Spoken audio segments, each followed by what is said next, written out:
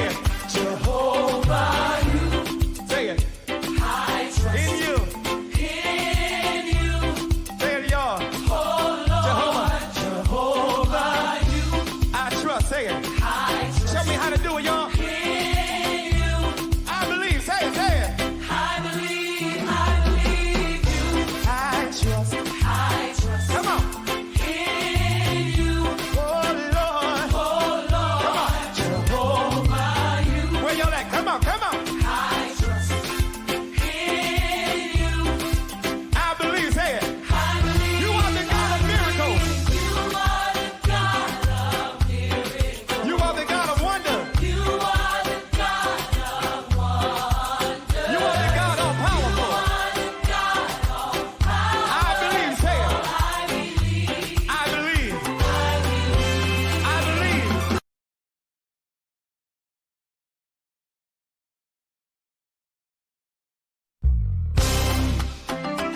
Come on, everybody, get your feet happy. Let's go. Come on.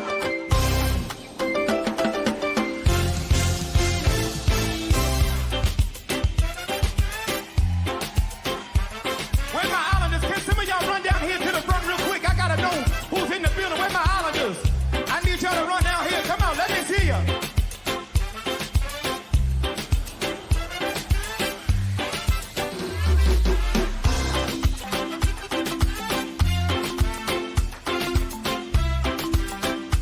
Come on, Jehovah, say it. Jehovah, you. Say it. I trust in you. In you. Say it, y'all. Oh, Lord. Jehovah, you. I trust. Say it. I trust. Show me how to do it, y'all. In you. I believe. Say it. Say it. I believe you. I trust. I trust. Come on. In you. Oh, Lord. Oh, Lord. Come on. Jehovah, you. Where y'all at? Come on. Come on. I trust in you. I believe. Say it. I believe. You are the God of miracles. You are the God of miracles. You are the God of wonder. You are the God of wonder. You are the God all powerful. You are the God all powerful. I believe. Say it. I believe. I believe.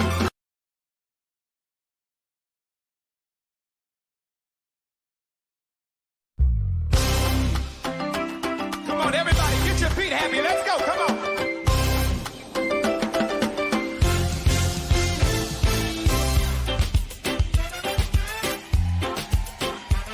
Where my islanders? Can some of y'all run down here to the front real quick? I gotta know who's in the building. Where my islanders? I need y'all to run down here. Come on, let me see ya.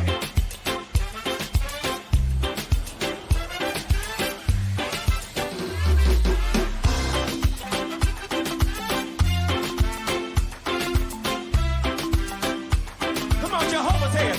Jehovah, you. Say it. I trust in you.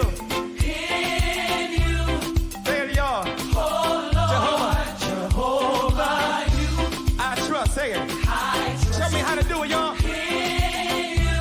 I believe. Say it. Say it. I believe you. I trust. I trust. Come on. In you. Oh, Lord. Oh, Lord. Come on. Jehovah, you. Where y'all at? Come on. Come on. I trust in you. I believe. Say it. I believe. You are the God of miracles. You are the God of miracles. You are the God of wonder. You are the God of wonder. You are the God all powerful. You are the God all powerful. I believe. Say it. I believe. I believe.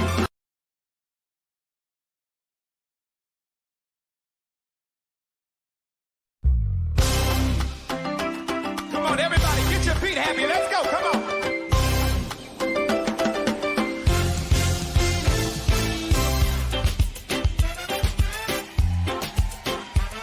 Where my islanders? Can some of y'all run down here to the front real quick? I gotta know who's in the building. Where my islanders?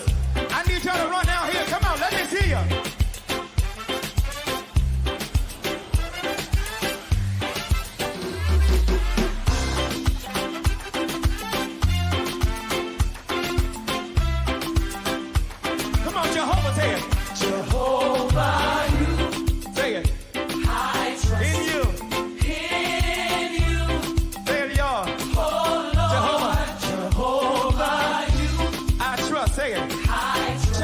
do it, y'all? In you. I believe. Say it, say it. I believe you. I trust. Come on. In you. Oh, Lord. Come on. Jehovah, you. Where y'all at? Come on, come on. I trust in you. I believe. Say it. I believe. You are the God of miracles. You are the God of miracles. You are the God of wonder. You are the God of wonder. You are the God all powerful. You are the God all powerful. I believe. Say it. I believe. I believe.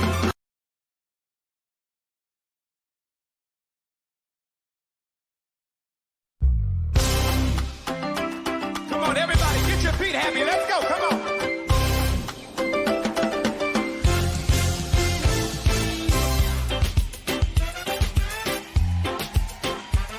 Where my islanders? Can some of y'all run down here to the front real quick? I gotta know who's in the building. Where my islanders?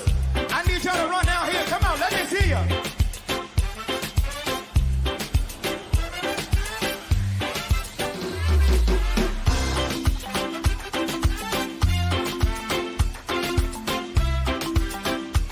Come on, Jehovah, say it. Jehovah, you. Say it. I trust in you. In you. Say it, y'all. Oh, Lord. Jehovah, you.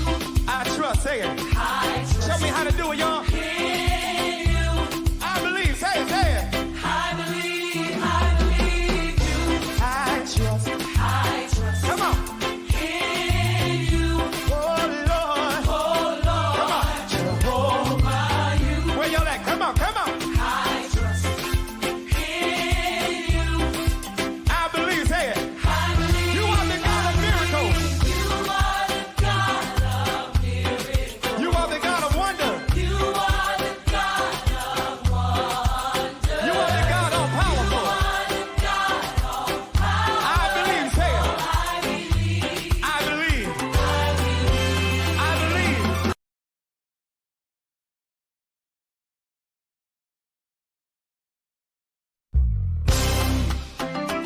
Come on, everybody, get your feet happy. Let's go. Come on.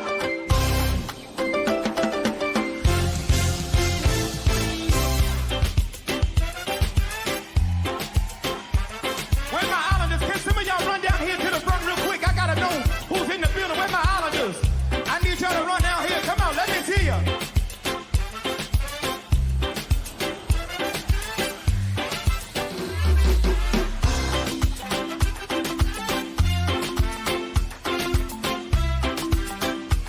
Come on, Jehovah, say it.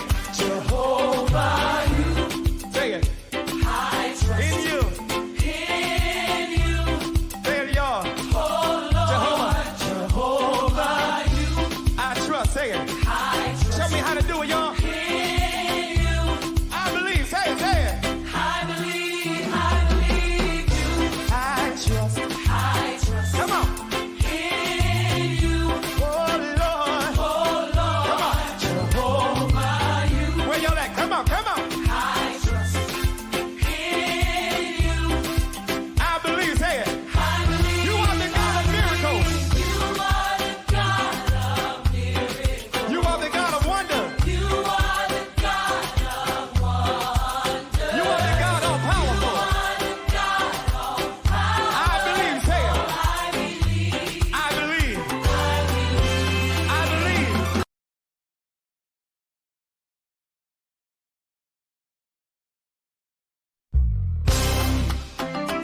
Come on, everybody, get your feet happy. Let's go. Come on.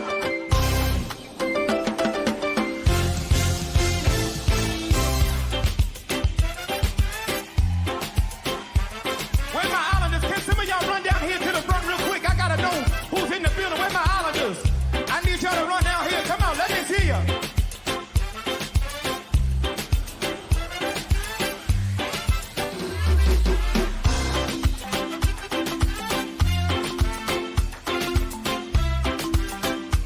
Come on, Jehovah, say it. Jehovah, you. Say it. I trust in you. In you. Say it, y'all. Oh, Lord. Jehovah, you. I trust. Say it. I trust. Show me how to do it, y'all. In you. I believe. Say it, say it. I believe you. I trust. Come on. In you. Oh, Lord. Come on. Jehovah, you. Where y'all at? Come on, come on. I trust in you. I believe. Say it. I believe. You are the God of miracles. You are the God of miracles. You are the God of wonder. You are the God of wonder. You are the God all powerful. You are the God all powerful. I believe. Say it. I believe. I believe.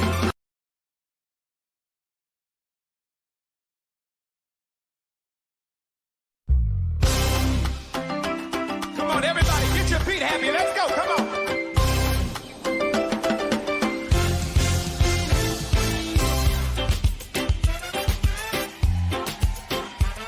Where my islanders? Can some of y'all run down here to the front real quick? I gotta know who's in the building. Where my islanders?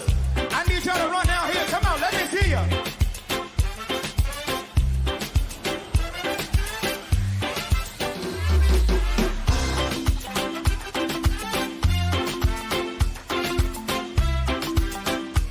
Come on, Jehovah, say it. Jehovah, you. Say it. I trust in you. In you. Say it, y'all. Oh, Lord. Jehovah, you. I trust. Say it. I trust. Show me how to do it, y'all. In you. I believe. Say it, say it. I believe you. I trust. Come on. In you. Oh, Lord. Come on. Jehovah, you. Where y'all at? Come on, come on. I trust in you. I believe. Say it. I believe. You are the God of miracles. You are the God of miracles. You are the God of wonder. You are the God of wonder. You are the God all powerful. You are the God all powerful. I believe. Say it. I believe.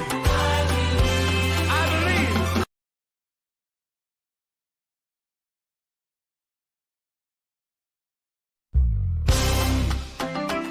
Come on, everybody, get your feet happy. Let's go. Come on.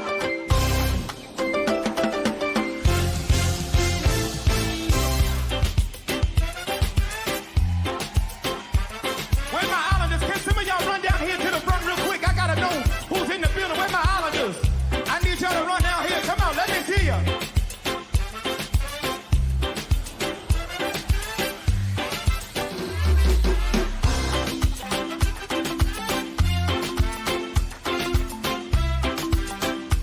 Come on, Jehovah, say it. Jehovah, you. Say it. I trust in you. In you. Say it, y'all. Oh, Lord. Jehovah, you. I trust. Say it. I trust. Show me how to do it, y'all. In you. I believe. Say it, say it. I believe you. I trust. Come on. In you. Oh, Lord. Come on. Jehovah, you. Where y'all at? Come on, come on. I trust in you. I believe. Say it. I believe. You are the God of miracles. You are the God of miracles. You are the God of wonder. You are the God of wonder. You are the God all powerful. You are the God all powerful. I believe. Say it. I believe. I believe.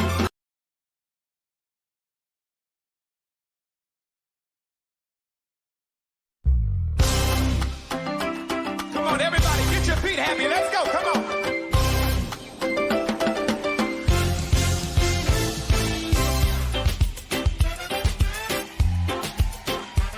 Where my islanders? Can some of y'all run down here to the front real quick? I gotta know who's in the building. Where my islanders? I need y'all to run down here. Come on, let me see ya.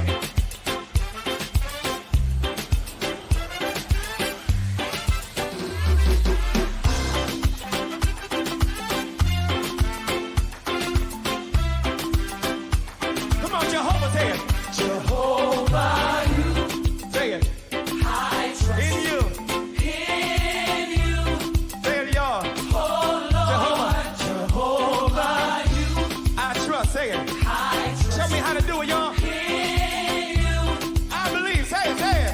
I believe you. I trust. Come on. In you. Oh, Lord. Come on. Jehovah, you. Where y'all at? Come on. I trust in you.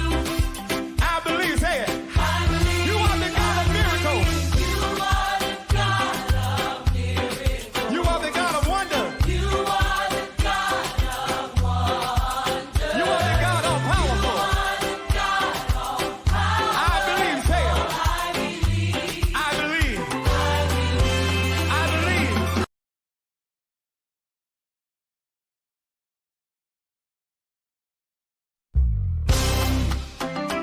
Come on, everybody, get your feet happy. Let's go. Come on.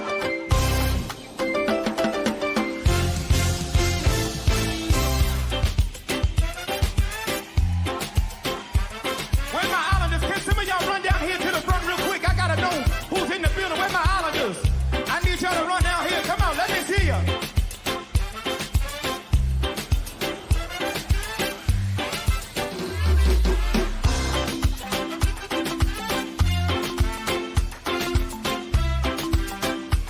Come on, Jehovah, say it. Jehovah, you. Say it. I trust in you. In you. Say it, y'all. Oh, Lord. Jehovah, you. I trust. Say it. I trust. Show me how to do it, y'all. In you. I believe. Say it. Say it. I believe you. I trust. Come on. In you. Oh, Lord. Come on. Jehovah, you. Where y'all at? Come on. I trust in you. I believe. Say it. I believe. You are the God of miracles. You are the God of miracles. You are the God of wonder. You are the God of wonder. You are the God all powerful. You are the God all powerful. I believe. Say it. I believe. I believe.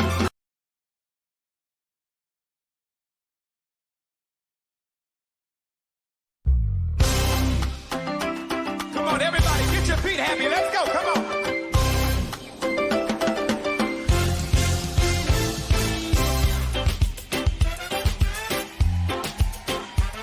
Where my islanders? Can some of y'all run down here to the front real quick? I gotta know who's in the building. Where my islanders? I need y'all to run down here. Come on, let me see ya.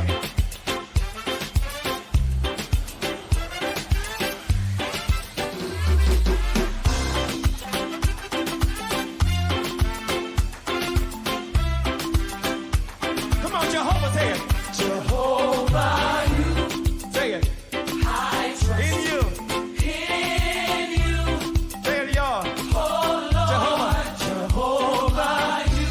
I trust. Say it. I trust. Show me how to do it, y'all. In you. I believe. Say it. Say it. I believe you. I trust. Come on. In you. Oh, Lord. Come on. Jehovah, you. Where y'all at? Come on. I trust in you. I believe. Say it. I believe. You are the God of miracles. You are the God of miracles. You are the God of wonder. You are the God of wonder. You are the God all powerful. You are the God all powerful. I believe. Say it. I believe. I believe.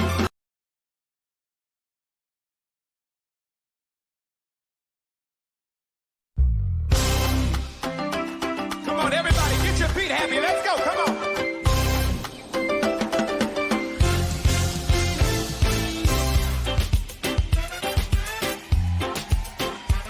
Where my islanders? Can some of y'all run down here to the front real quick? I gotta know who's in the building. Where my islanders?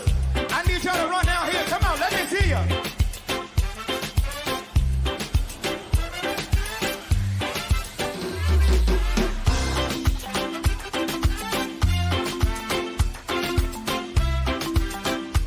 Come on, Jehovah, say it. Jehovah, you. Say it. I trust in you. In you. Say it, y'all. Oh, Lord. Jehovah, you. I say it. Show me how to do it, y'all. I believe, say it, say it. I believe you. I trust. Come on. In you. Oh Lord. Come on. Jehovah, you. Where y'all at? Come on, come on. I trust in you. I believe, say it. I believe. You are the God of miracles. You are the God of miracles. You are the God of wonder. You are the God of wonder. You are the God all powerful. You are the God all powerful. I believe, say it. I believe. I believe.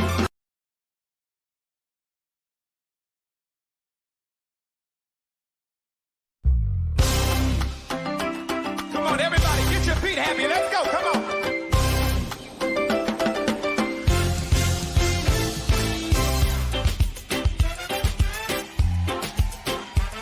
Where my islanders? Can some of y'all run down here to the front real quick? I gotta know who's in the building. Where my islanders? I need y'all to run down here. Come on, let me see ya.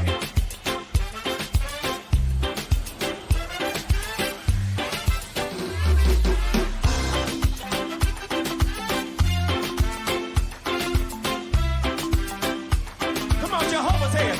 Jehovah, you. Say it. I trust in you. In you. Say it, y'all. Oh Lord. Jehovah, you. I trust. Say it. I trust. Show me how to do it, y'all. In you. I believe. Say it, say it. I believe you. I trust. Come on. In you. Oh Lord. Come on. Jehovah, you. Where y'all at? Come on, come on. I trust in you. I believe, say it. I believe. You are the God of miracles. You are the God of miracles. You are the God of wonder. You are the God of wonder. You are the God all powerful. You are the God all powerful. I believe, say it. I believe. I believe.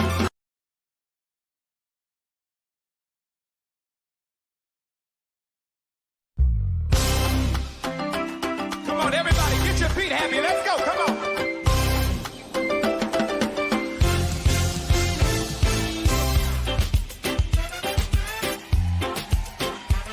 Where my islanders? Can some of y'all run down here to the front real quick? I gotta know who's in the building. Where my islanders? I need y'all to run down here. Come on, let me see ya.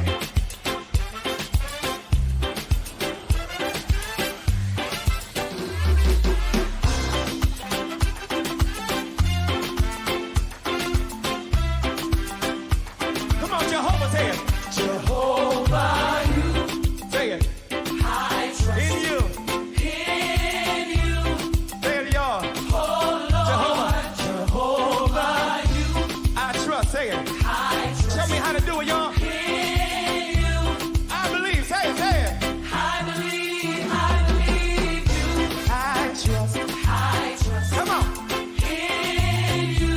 Oh Lord. Come on. Jehovah, you. Where y'all at? Come on, come on. I trust. God is a nigga.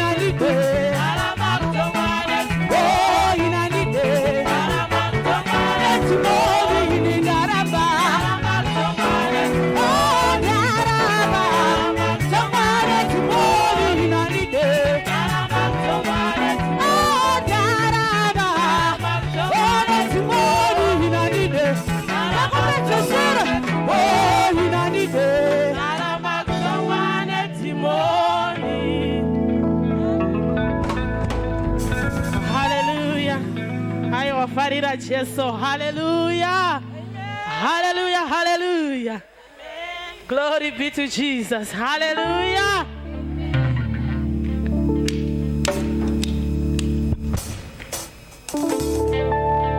Ayo wabane shavari kuita koko. Hallelujah. Hallelujah.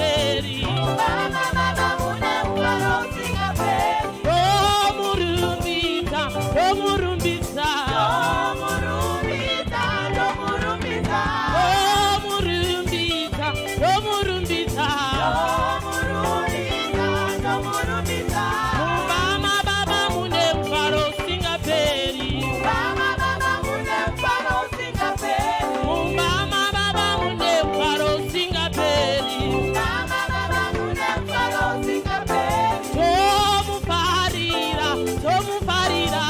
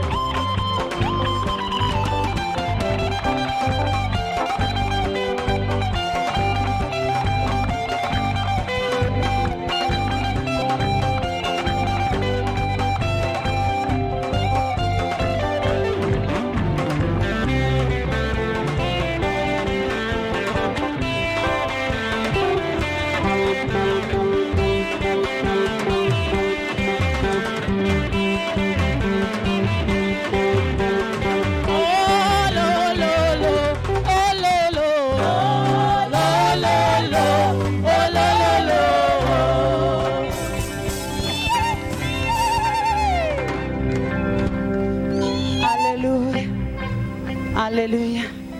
Timboyenda pa hymn number 122 page 113. Titi mweya mutswene muri mwari. Mweya mutswene muri mwari. Ndinotambudzika.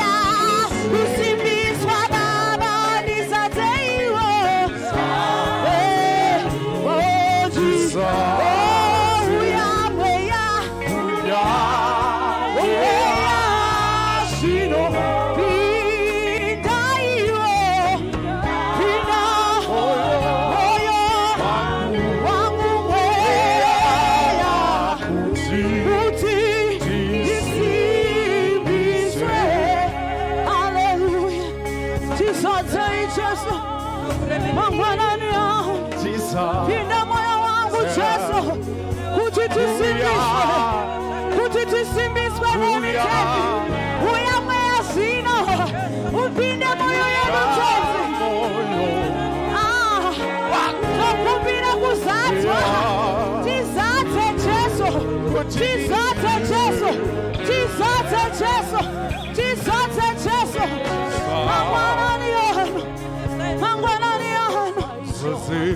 mangwana ni Yesu tunakutendai mwea zino haleluya pinda moyo wangu mwea kuti jisimbiswe haleluya Yesu haleluya haleluya Jesus.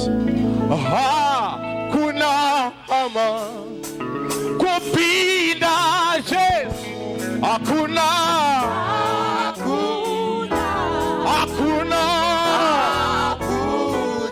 bana maiwo kuna muwe monu lutsiri hakuna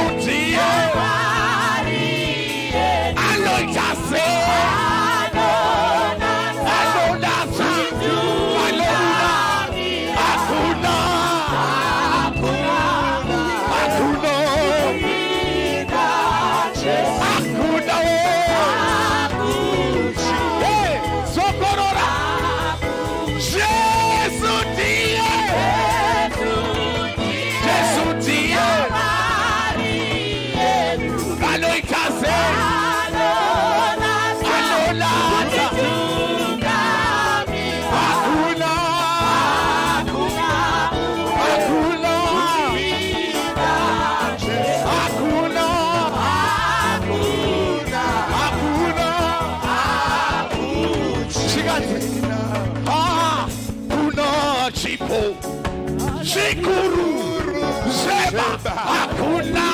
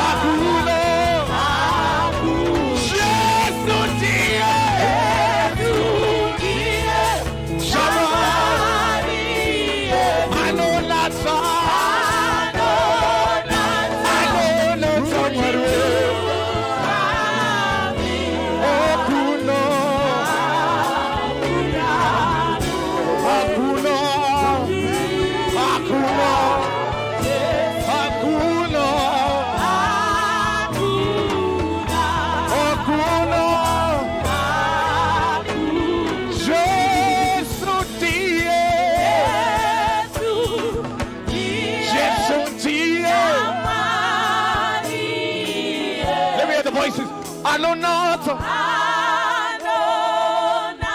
Anonato.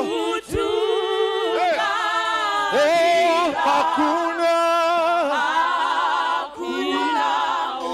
Hakuna. Hakuna. Ziko. Hakuna. Oh, God, it's good chance.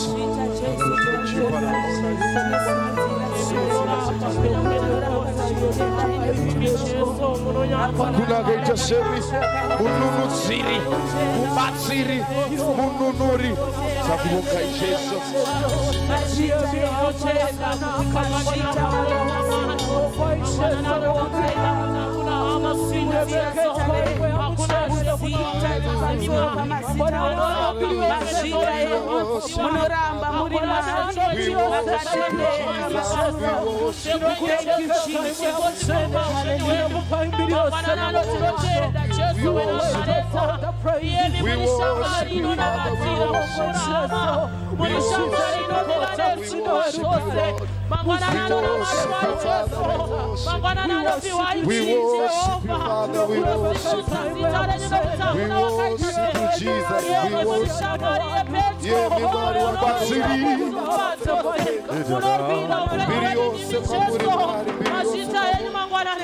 We worship you, Father. Thank you, Jesus. Hallelujah. Hallelujah. Jiriri. Jesus. Jiriri. Yes. Yes. Jiriri. Tino siku za maoko. Oh yes. Guitar.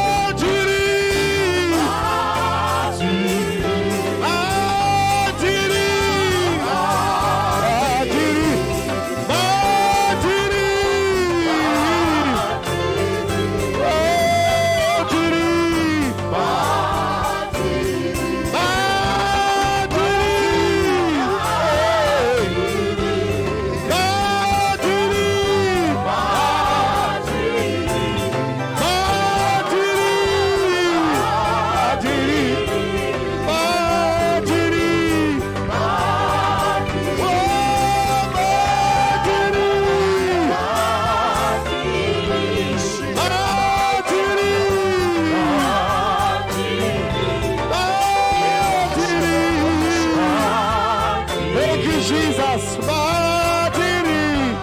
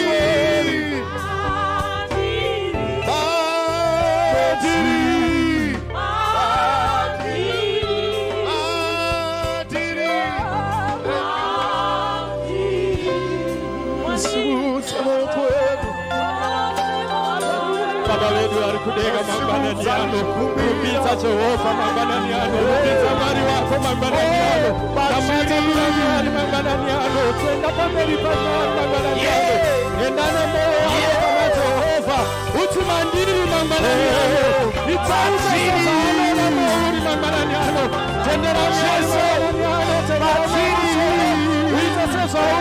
itasezo ulola moyo mabananiano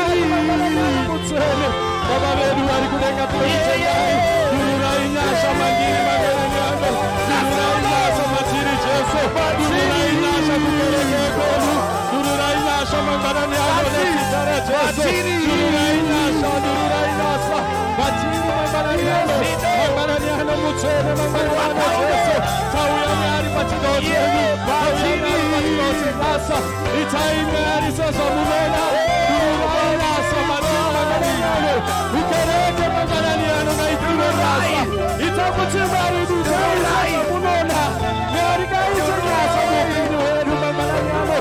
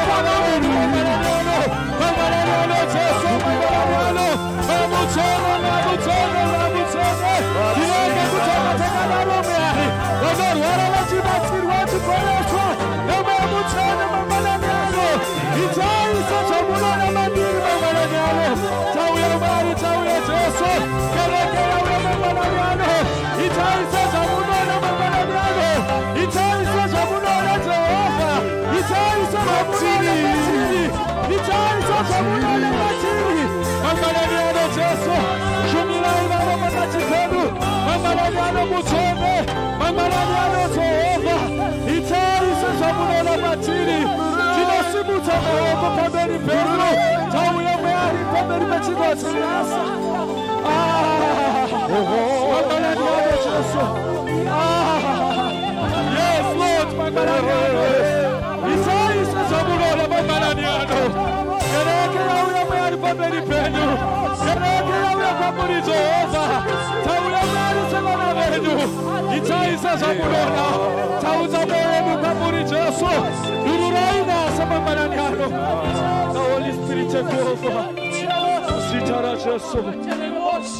we worship you. Musitara Jesu, hallelujah. Tichakamira kudaroreka ndikubira mufundisi wachike pano namata. Thank you, Father. Baba vari kudenga. Yes, Lord. Tiri basa rekubata kwemaoko enyu. Tauya zvakare mukute kwarino mangwanani ano panzvimbo yekusanganira Mwari. Sanganai nevana venyu mangwanani ano. Ngakurege kuva neanodzokera kumba akaremerwa. Mweya wangu unotenda kuti matiunganidza pano, uye tauya kuzosangana nemi Mwari. Dururai nyasha dzakaringana nesu mangwanani ano. Vanorwara ngavapore musevhisi ino, vakaremerwa ngavarangarirwe nemi Mwari musevhisi ino, vasina ngavarangarirwe nemi Mwari musevhisi ino. Imi Mwari munoti kana tikauya kwamuri nekutenda, mune tsika yekuripira. Mangwanani ano tasimudza maoko, tanana izwi renyu, tiri pano Baba vekudenga. Taurai kuupenyu hwedu mangwanani ano, zita renyu ridzikwe nekuonekwa pakati pedu. Father, we worship you. We present ourselves before you. We come before you. Nepfuma yedu Mwari, nevana vedu Mwari tauya navo, nemitoro yedu Mwari tauya nayo, nemoyo yedu Mwari tauya nayo. We worship you, our Father. Yes. Taurai mangwanani ano Mwari. Musawanza chiso chenyu kwatiri. Ratidzai kugona kwenyu kuupenyu hwedu Mwari. Titi zuva ratakasangana naJehovha, upenyu hwakatiitira zvakanaka. Mangwanani ano nezita raJesu, kubva patamatishitsa Mwari kupfuurira kumberi, nyasha ngadzidururwe pakati pedu Mwari. Tinzwe kwamuri, tigare mamuri, nezita raJesu. Amen. Hallelujah. Katimbofarira iye Jehovha mangwanani ano, chimboembera kuna Jesu mangwanani ano, chimboita mheremhere kuna Mwari mangwanani ano, muzita raJesu. Haleluya. Tinogona kudarika ipapo tingofarira Jehovha mangwanani ano, muzita raJesu. Haleluya. Zvakare tichakamira kudaro Sunday school yedu isati yaenda, tisvike petinofarira baba namai mufundisi wedu mangwanani ano, tivafarire muzita raJesu. Haleluya. Muzita raJesu. Haleluya. Aiwa, tinogona hedu kutora nzvimbo dzedu muopo hwaMwari muzita raJesu. Haleluya. Tichitora nzvimbo dzedu tichifarirawo Sunday school yedu ichienda kumaclasses awo, tivafarire vana vedu mangwanani ano muzita raJesu. Haleluya. Tingofarirawo vana vedu vatakapiwa naShe mangwanani ano, tivafarire muzita raJesu. Haleluya. Muzita raJesu. Haleluya. Chingoti uri pasaidi inongoti waita zvakanaka wauya kuimba yaMwari. Haleluya. Regai mangwanani ano tisvike petinofarirana, tikwazisewo vakuru vekereke, mabody elders, mavhangeri, tisvike petinokufarira iwe muzita raJesu. Haleluya. Zvakare tisvike petinofarirawo madepartments ese, all leaders, inzwai kugamuchirika mangwanani ano, tinokufarirai uye tinokudai muzita raJesu. Haleluya. Zvakare pakati pedu pane maboka matatu aripo, tine vakomana nevasikana vari pakati pedu. Chingozviratidzaiwo kuti muripo, tikuonewo mangwanani ano, tikufarireiwo muzita raJesu. Haleluya. Zvinoreva kuti hatina vakomana nevasikana. Mwari akuitirewo zvakanaka, imi maramba makagara. Haleluya. Regaiwo tikofarirawo mateenagers ari pakati pedu. Chingosimukai nepamuri, tikuonewo tikufarirei muzita raJesu. All the teenagers, thank you so much. Regai tikufarirei, imi munotora nyasha dzekuyouth, itirwai zvakanaka. Haleluya. Zvakare Sunday school yedu taikwazisa, Mwari akuitirewo zvakanaka muzita raJesu. Haleluya. Mangwanani ano tine zviitwa zvakati wandei zvechinhu zviri pamberi pedu, asi mangwanani ano regai ndikumbirewo baba mutakaiwiwa, kana varipo vasimuke vauye vane item yavo vainayo.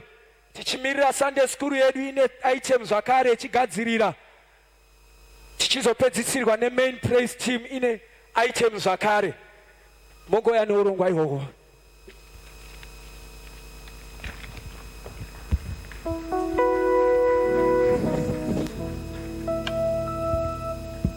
Hallelujah, hallelujah, church. Hallelujah, church. Isiri vadispoti kasaka muzongotidzira hapa. Mweya mutsvene makanaka, makanaka, mutsvene makanaka, mutsvene makana, mweya mutsvene, mweya mutsvene.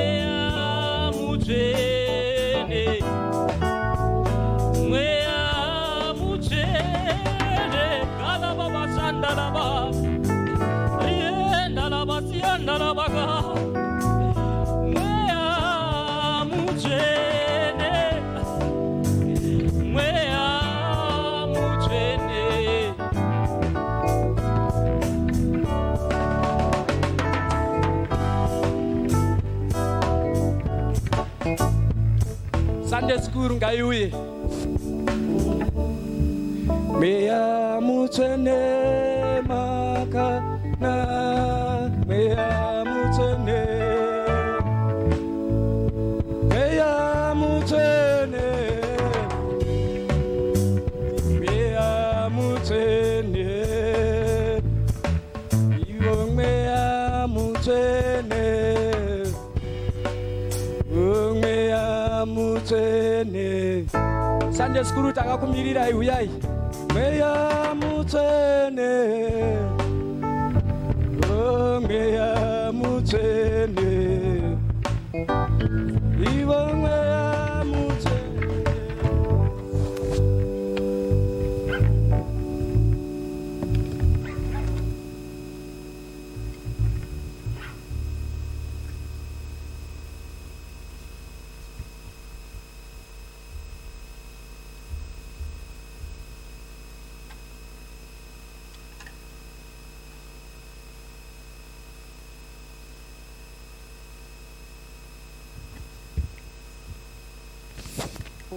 Hallelujah. Rambayo mchituomberera kuti tiwane confidence. Tiri vadiki. Hallelujah.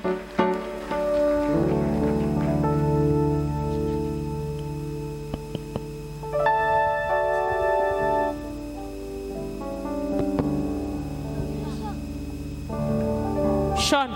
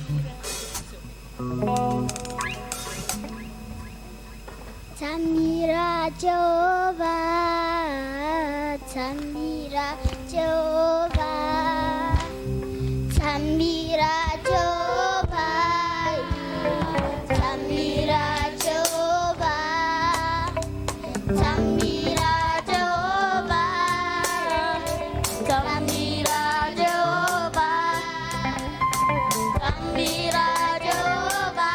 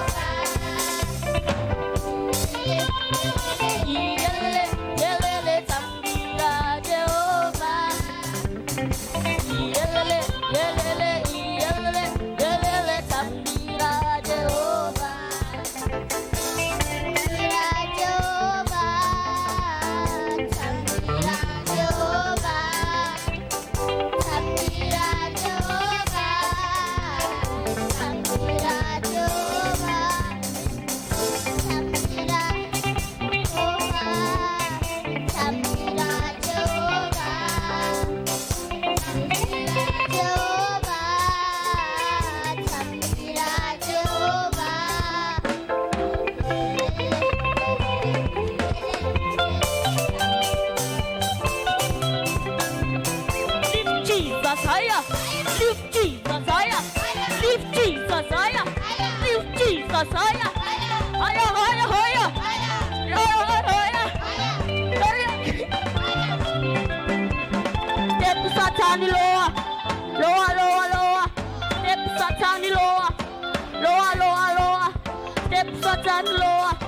Lower, lower, lower. Step Satan lower. Lift Jesus higher. Lift Jesus higher. Lift Jesus higher.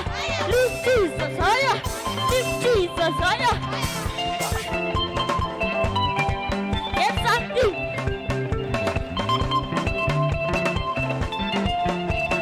One, two, 3, go.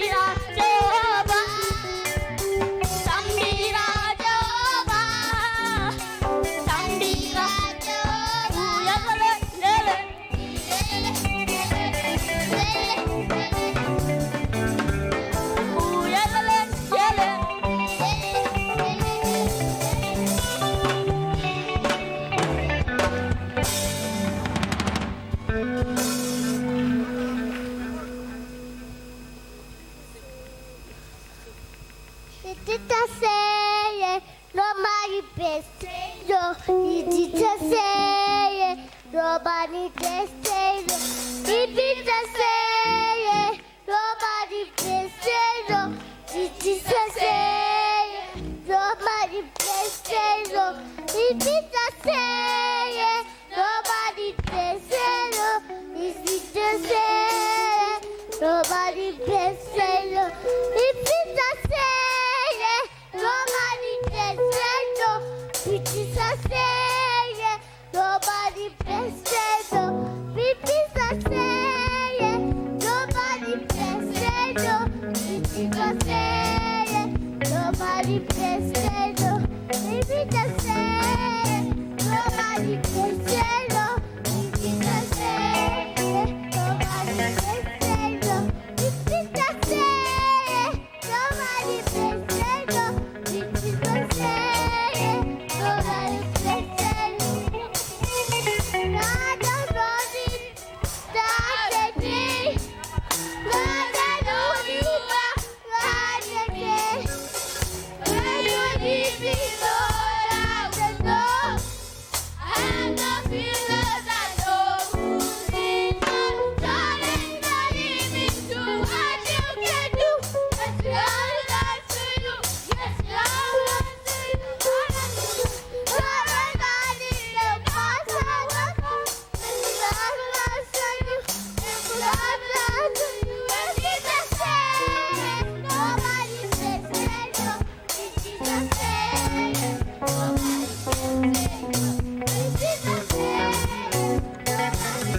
says no.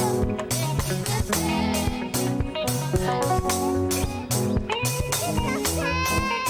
nobody says no. Yes, Jesus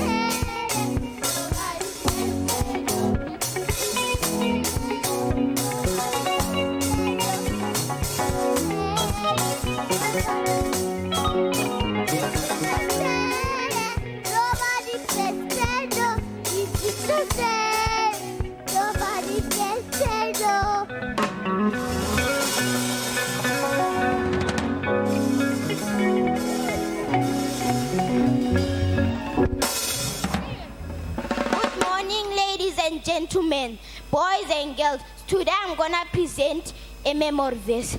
Isaiah 43 verse 15. I am the Lord your Holy One, the Creator of Israel. I am your King. Thank you.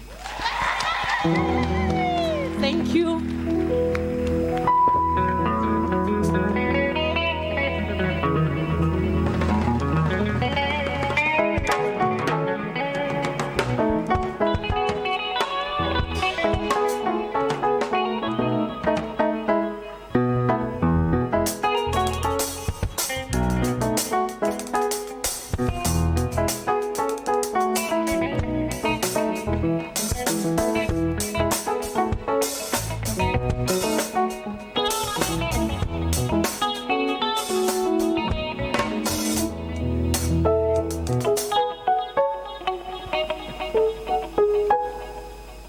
Hallelujah.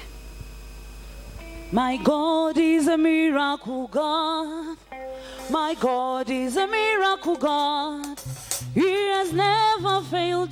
He will never fail. He will do what he says he will do. My God is a miracle God. My God is a miracle God. He has never failed. He will never fail. He will do what he says he will do. My God. God is a miracle God. My God. God is a miracle God. He has never failed. He will never fail. He will do what he says he will do. Yes, my God. God is a miracle God. My God. God is a miracle God. He has never failed. He will never fail. He will do. I can see him moving in my favor, fighting my battles, bringing me my miracles. I can see him. I can see him. I can see him bringing me my miracles.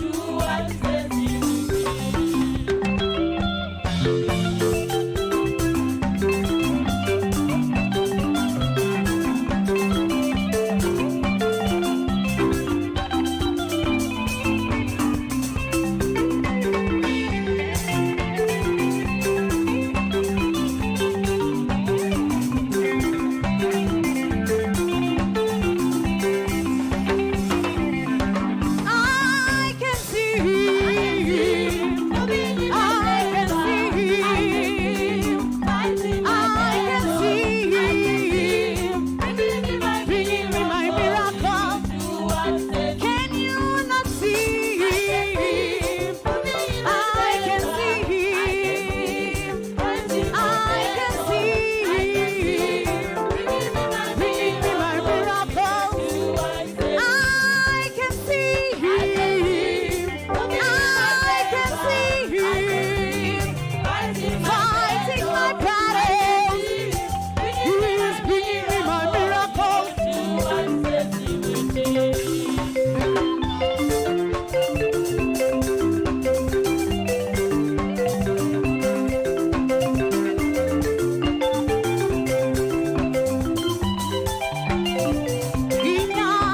Inyasha urarama. Oh, iwo mtoro norema. Inyasha urarama. Iwo mtoro norema. Shirikazi moti pakunaniko. Toro norema. Shirikazi moti pakunaniko. Iwo mtoro norema. Inyasha urarama. Iwo mtoro norema. Inyasha urarama. Oh, iwo mtoro norema.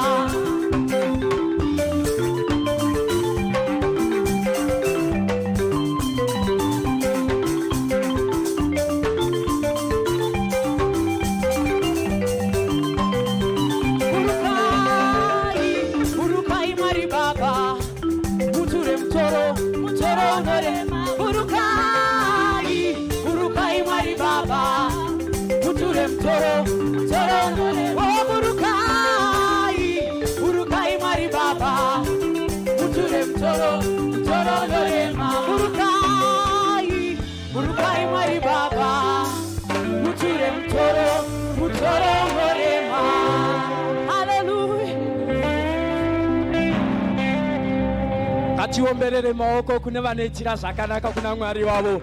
Muzita raJesu, haleluya. Tingouchira kuna Mwari mangwanani ano, vatiitira zvakanaka. Haleluya. Muzita raJesu, haleluya. Pane boka rimwe rendoda kukwazisa mangwanani ano. Handizivi pakati pedu tine vaenzi here kana kuti mavisitors. Mungozviratidzawo nekusimudza maoko pamuri. Tikuonei mangwanani ano. Haleluya. Ndiri kuona maoko akasimuka. Ndokumbira maashers muvabatsire mushapedu muzita raJesu. Hallelujah. Imi visitors simukai mugouya kuno kumberi tikufarirei. You can stand up and come in front. Tikukwazisei zvakasarudzika mangwanani ano. Hallelujah. Tiri kuona vamwe vari nechekuku kundokumbira asha mungavabatsira mungavaperekedza vauye kuno kumberi tivafarire mangwanani ano. Hallelujah. Tiouchire kuna Mwari mangwanani ano. Thank you.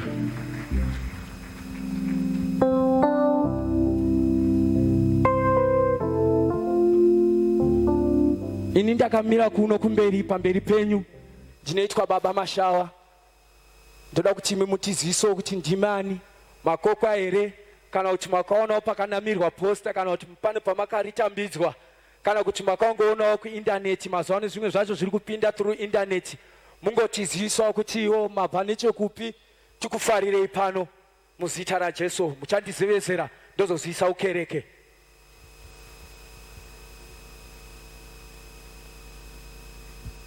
Pano sister Nyaradzai zinyamba vabva ku Road Grants. Vako kwati vafarire muzita raJesu. Hallelujah.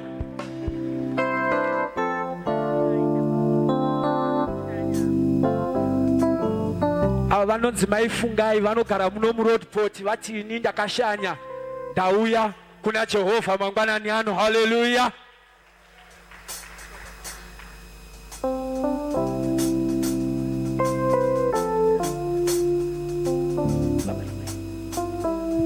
Hallelujah. Pano paita baba na mai mulambo vabva all the way from Poison vechichaga pano. Zvakanaka izvi. Vanoziva Poison iri nechoukoko kuJoburg uku. Asi vati vari kuuya pano tivafarire mangwanani ano. Bosmond iri nechoukoko kwana Pitori. Hallelujah. Tivafarire kubva kuBosmond all the way to Roodepoort. Tivagamuchire mangwanani ano. Hallelujah.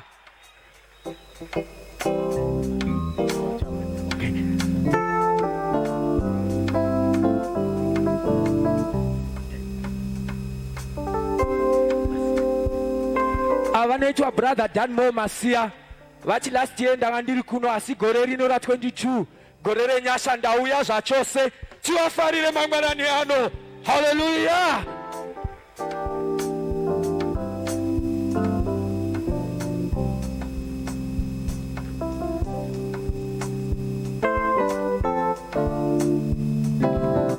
Ava vanoitwa sister Prudence Dube. His first time to come to worship with us. Let's welcome muzita raJesu. Hallelujah. Mungagona kutora enyu nzvimbo dzenyu pane zvamapiwa mongofira madetails enyu uye zvakare tine inonzi connecting launch pakagarwa pane mumwe musharuka akapfeka kabhareta kered up. Mongoenda ipapo mune pano vachauya chikuona ipapo muzita raJesu. When service ichinge yapera muenda mungoungana ipapo. Oh sorry. Ndaona vabati chipepa ndikati handi asha. Sorry. All right.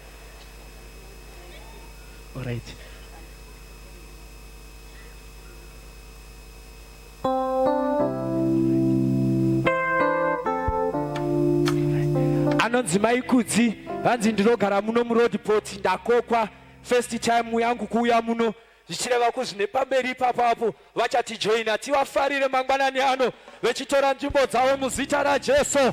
Hallelujah. You can take your seats mangwanani ano muzita raJesu. Hallelujah. pane rimwe boka randasirira zvichireva izvo kuti handizogamuchiri zvakanaka. Boka raana mai pamwe chete naana baba, tinokufarira iwe mangwanani ano muzita raJesu. Haleluya. Regai ndichi mangwanani ano ndisire sekretari wedu hauye nezviziviso, tichivaomberera vachiuya.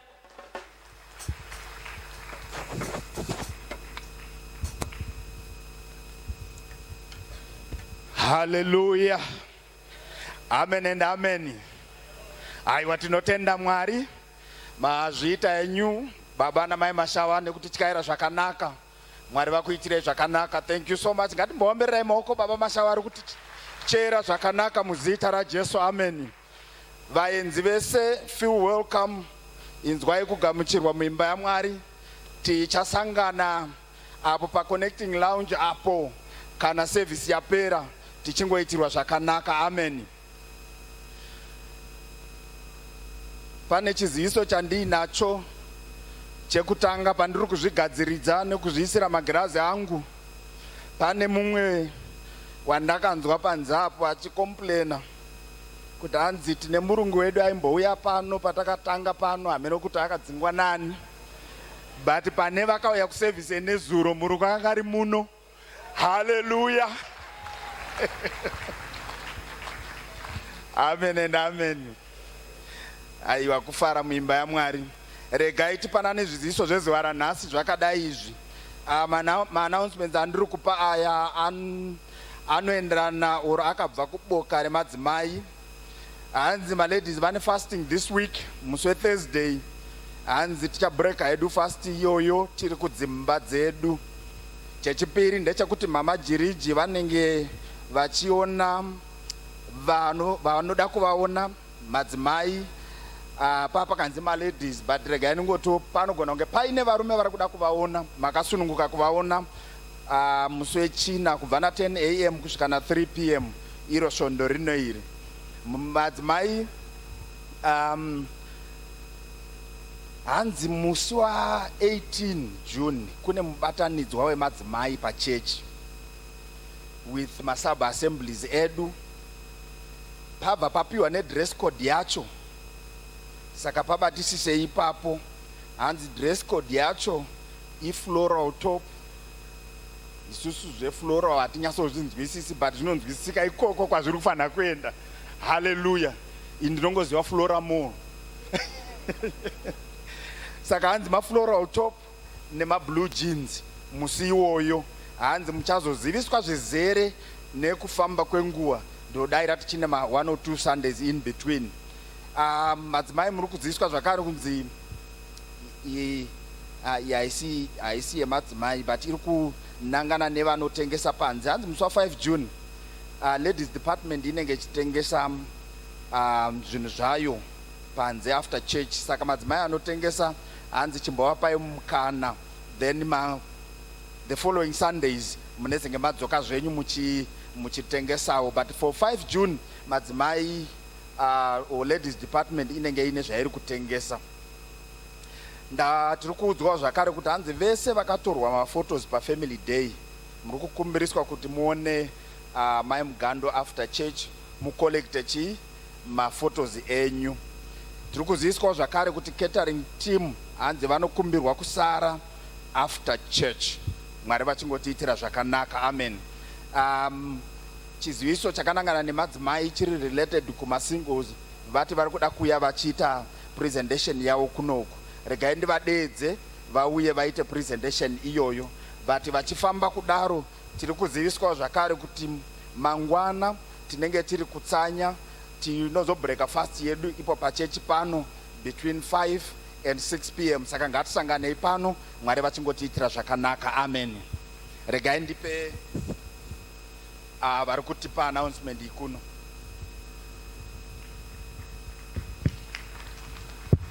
Stara Jesu. Amen. Hallelujah. Tatenda Mwari. Ndakamirira masingle mothers ese ari mwere masingle timbozvitadza nekusimudza maoko. Amen. Single mothers oye. Tinotenda Mwari. Mwari akatiwanira mukana gore rino iri takawanirwa nyasha dzekuti timbonofarawo as single mothers. taifanira kunge takaenda kuDurban nendege, asi tiri kupfuurira mberi nekuenda kuouting. Amen. Chakangochinja chechi itransport. Amen. Asi kuouting tiri kudii? Tiri kuenda. Chakangochinja mode of transport. Amen. Tichangoenda zvedu nezvishamiso zvepasi, muchadenga tichakuenda chechi. Amen. Mwari achititendera nerimwe zuva tiri kuenda. Saka tichange tine outing yedu kubva musi wa3 to 5 June. Itori this week, musi weFriday, ndopatichasimuka kubva pano pachechi takananga kunonzi kuVhao. Amen. Last year but one takamboenda paSpace muRoadeport paWestgate. Last year 2021 tikaenda pa38 Girl Street. Amen. Asi this time tikuenda out of town. Amen. Saka tichaenda kunonzi kuVhao kure hakusi muWestland. Amen. Saka zvakangonakawo semusingu umbonofara uriko kusina anenge achimboti mama anenge achiti chii. Amen. Saka musi wa3 tiri kubva pano takananga kuVhao. Muripo wacho is only 1,500 rand. Amen. Tikukurudzirana masingle mothers, hanjei ndo mukana wacho watiwanirawo kuti timbonofarawo tiri semasingle mothers tiri tega. Haleluya. Saka tiringokurudzira masingle mothers kuti handei timbonoita, kunenge kune chitwa zvakawanda, kune maactivities akawanda. Vada kuswima tichanoswima, tichatodzidzira kupinda mvura ipapo.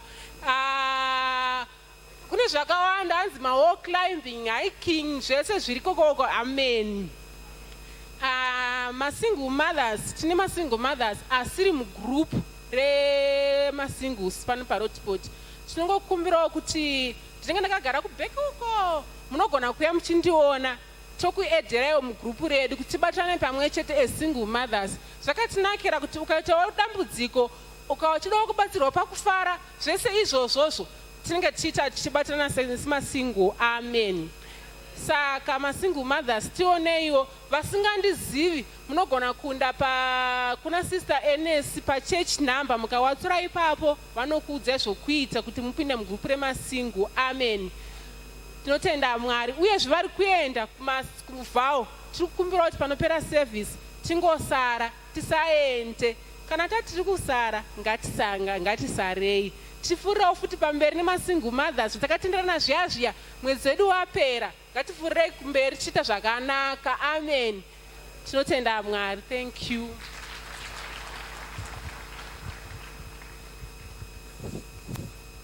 Maita basa sisi Julie, tinotenda Mwari. Vataura zvakanaka zvandisingakwanise kutaura inini, which means ngati vari kuenda hanzi handei ikoko kuri kuendwa ikoko.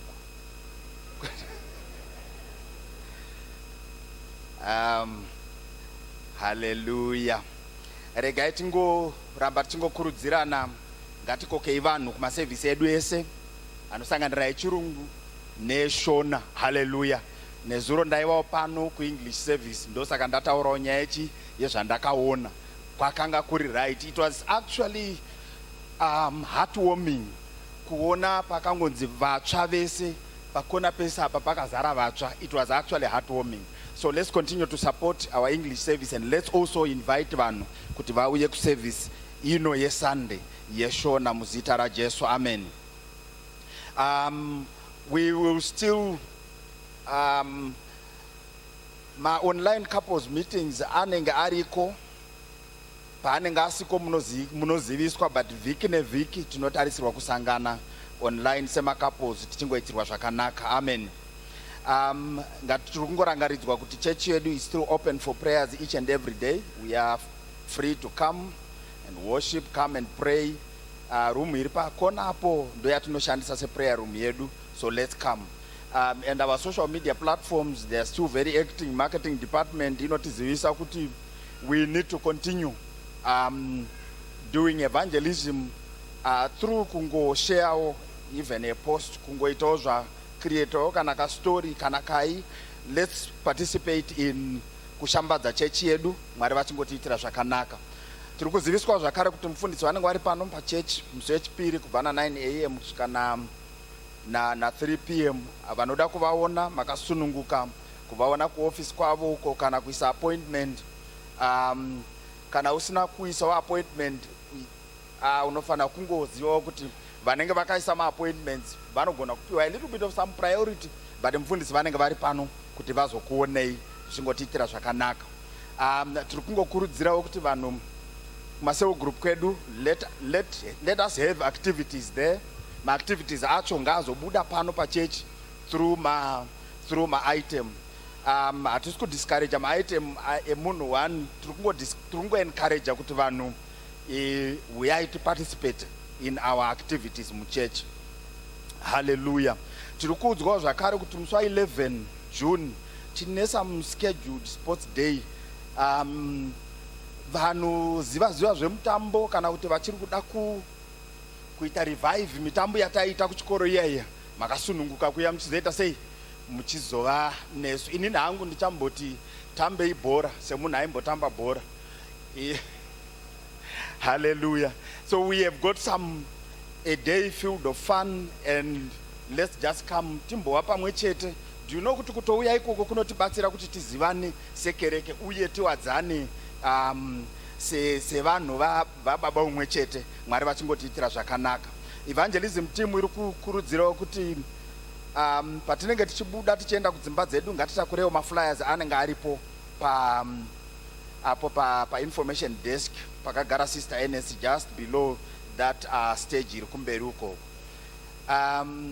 Regai ndichingoedherawo zviri pano zviziviso zviviri zvinotevera zvakanangana nemateens nemayouth.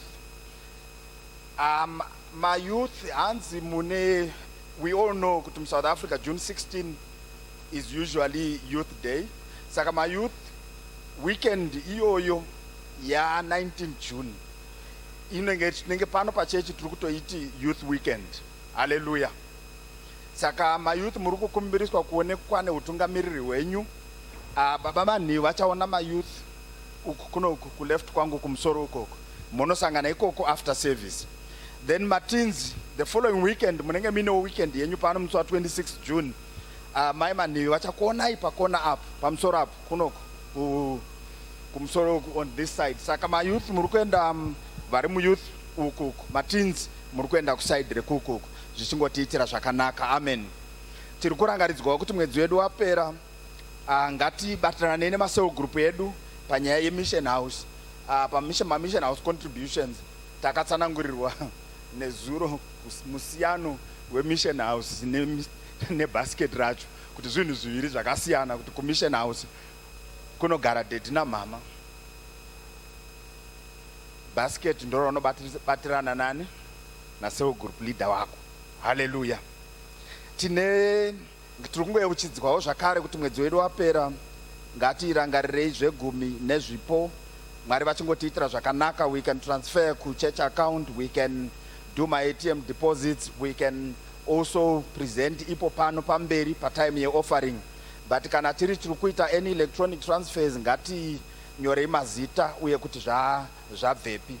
Chekupedzisira regai ningoti pane zvinhu zviri kusara muchechi zvichizonongwa mukereke. Saka siseni vanozviisa somewhere kunonzi lost and found something. Kune zvimwe zvinosiiwa zvakatonakisisa zvekuti unotomboti ko munhu akachisirei, kana uine chawakasiyawo kana kuti chaunofungidzira kuti chinogona kunge chakasara kuchechi, especially kuvana whoever anenge akasiya chinhu, munokumbiriswa kuti mundoona CCN ku information desk uko zvichingotiitira zvakanaka. Inini zvangu zviziviso zvaperera pano.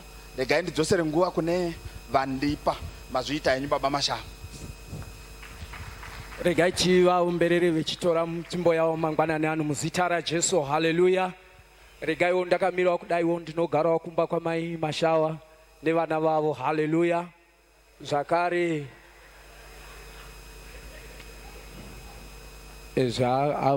kana paine vana kuratidza kuti pano munonga aripo. Hallelujah. Muzita raJesu. Hallelujah. Regaiwo tingotendawo Mwari nezuro ranga riri gore, magore rakanga rakatinakirawo, ratanga tine mufaro pamwe chete nemhuri muzita raJesu. Hallelujah. Atanga tino makore anokwana kuita 5 nerimwe tiri pamwe chete nemhuri yekwaMashawa. Regai tingokufarirayo mai Mashawa pamwe chete nevana vedu muzita raJesu. Haleluya.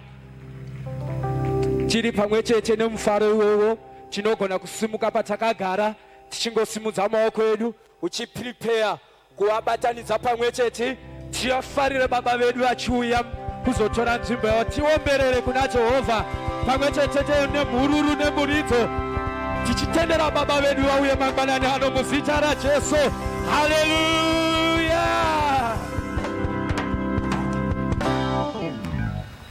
Hallelujah. Just wave unto the Lord. Wave kunashe. Mwari verugare vachitiitira zvakanaka. Pane chinhu wani chandakadzidza. If you cooperate with what is happening, you succeed. If you don't cooperate, you don't succeed. Vana vanopasa kuchikoro avazi vana vanogona, but vana vane attitude iri right. That's why the world is led by average people. Extremely intelligent people, they are stubborn and poor. I can repeat this on the top of the mountain. Extremely intelligent people, they are poor. Why? They sense their intelligence, and they don't cooperate. Why? The moment you feel you're special, then you block the next level. Nekuti hakuna munhu anoenda ku next level ega, unotoendeswa nevanhu. System yekurarama iri fani. Even vanotamba bhora, unoyatsoona kuti munhu anogona bhora but haatambi because character is right. Ku-Africa takamboita murume ainzi Haji Diouf. The guy was skilled, very skilled, but he could not play in the European Union. Akashipira FN out of pride. European Union, you shall not play again on our soil. And ikoko ndo kwaive nemari. Akazoenda kuzvimwe zvimaligi zvakangodai. Talent is there, but character is minus. This kills even beautiful girls as teenagers. They don't know that beauty it's attract poverty if it lacks character. It also affects our teenager boys. Kungopasa one exam kuchikoro zakutofamba dzakadai. It doesn't take you anywhere. Iwaya madhara uri kuona akapusa aya asina swaga asikagoni kupfeka ndo anoisa vanhu mumapositions. Even ukapfeka katarauzi kanobata tsapfu kakakufita zvakadii, kana makuenda ku next level munoendeswa nevamwe.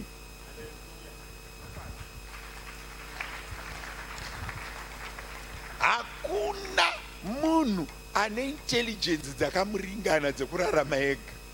Unotoendeswa nevamwe. Kutoti nditonzi mufundisi panapa, kune mumwe munhu akatoya akatodeclare kuti kubva nhasi waamufundisi. Handina kumuka ndazviita mufundisi. Even ukamutsa vakafa, kufamba uchimutsa vanhu kumamochari, kana pasina umwe munhu auya akakusainira bepa, you are not officially declared. So the spirit yekugona kusubmita nekugona kubatirana nevamwe ndo inoraramisa. Even in business hauite wega. Even ukanaka zvinenge unoda kutoroorwa kana kuroora uri wega unongoti what, you need another person. In life you need people, and unofanirana kubatirana nezviri kuitwa. You see, so many intelligent people die early, very early. Average people go far. Ukabvunza maprofesa mazhinji avazi vanhu vane 15 points. Kuzvi 10, 11 ikoko ndo kwakazara maprofesa. Vane 15 points vari kufudza mombe kumusha uku. Vakashaiwa wisdom yekuziva kuti dzinoshandiswa sei. muri kunzwa ende vanopromotwa pabasa havasi vanhu vanogona chikoro vanogona basa vanhu vari average. Even tichitotsvaga leader panapa hatitsvagi the best in the group, tinotsvaga the most stable. muri kunzwa kana tikauya president worship hatisi kutsvaga kuti anoimba zvakanaka ndiani, tiri kuti akadzikama ndiani. muri kunzwa tiri kuti munhu akadzikama ari balanced ndiani.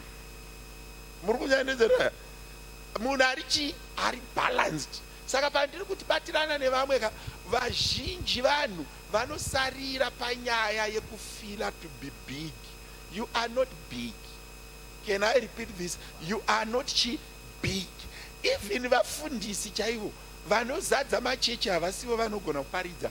Anozadza chechi munhu anonzwisisa the concept yekugamuchira vanhu.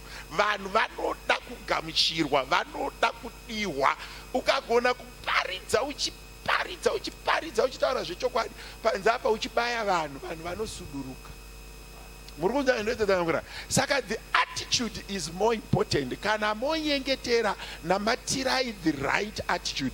Ku English service nezuronda iticha ndichiti your words when you speak don't be poisonous. When you speak don't be poisonous. Be calm. Make sure when you open your mouth you are saying something that encourages someone. Nekuti akuna I am telling you this. Izvo zvindakura kanda 40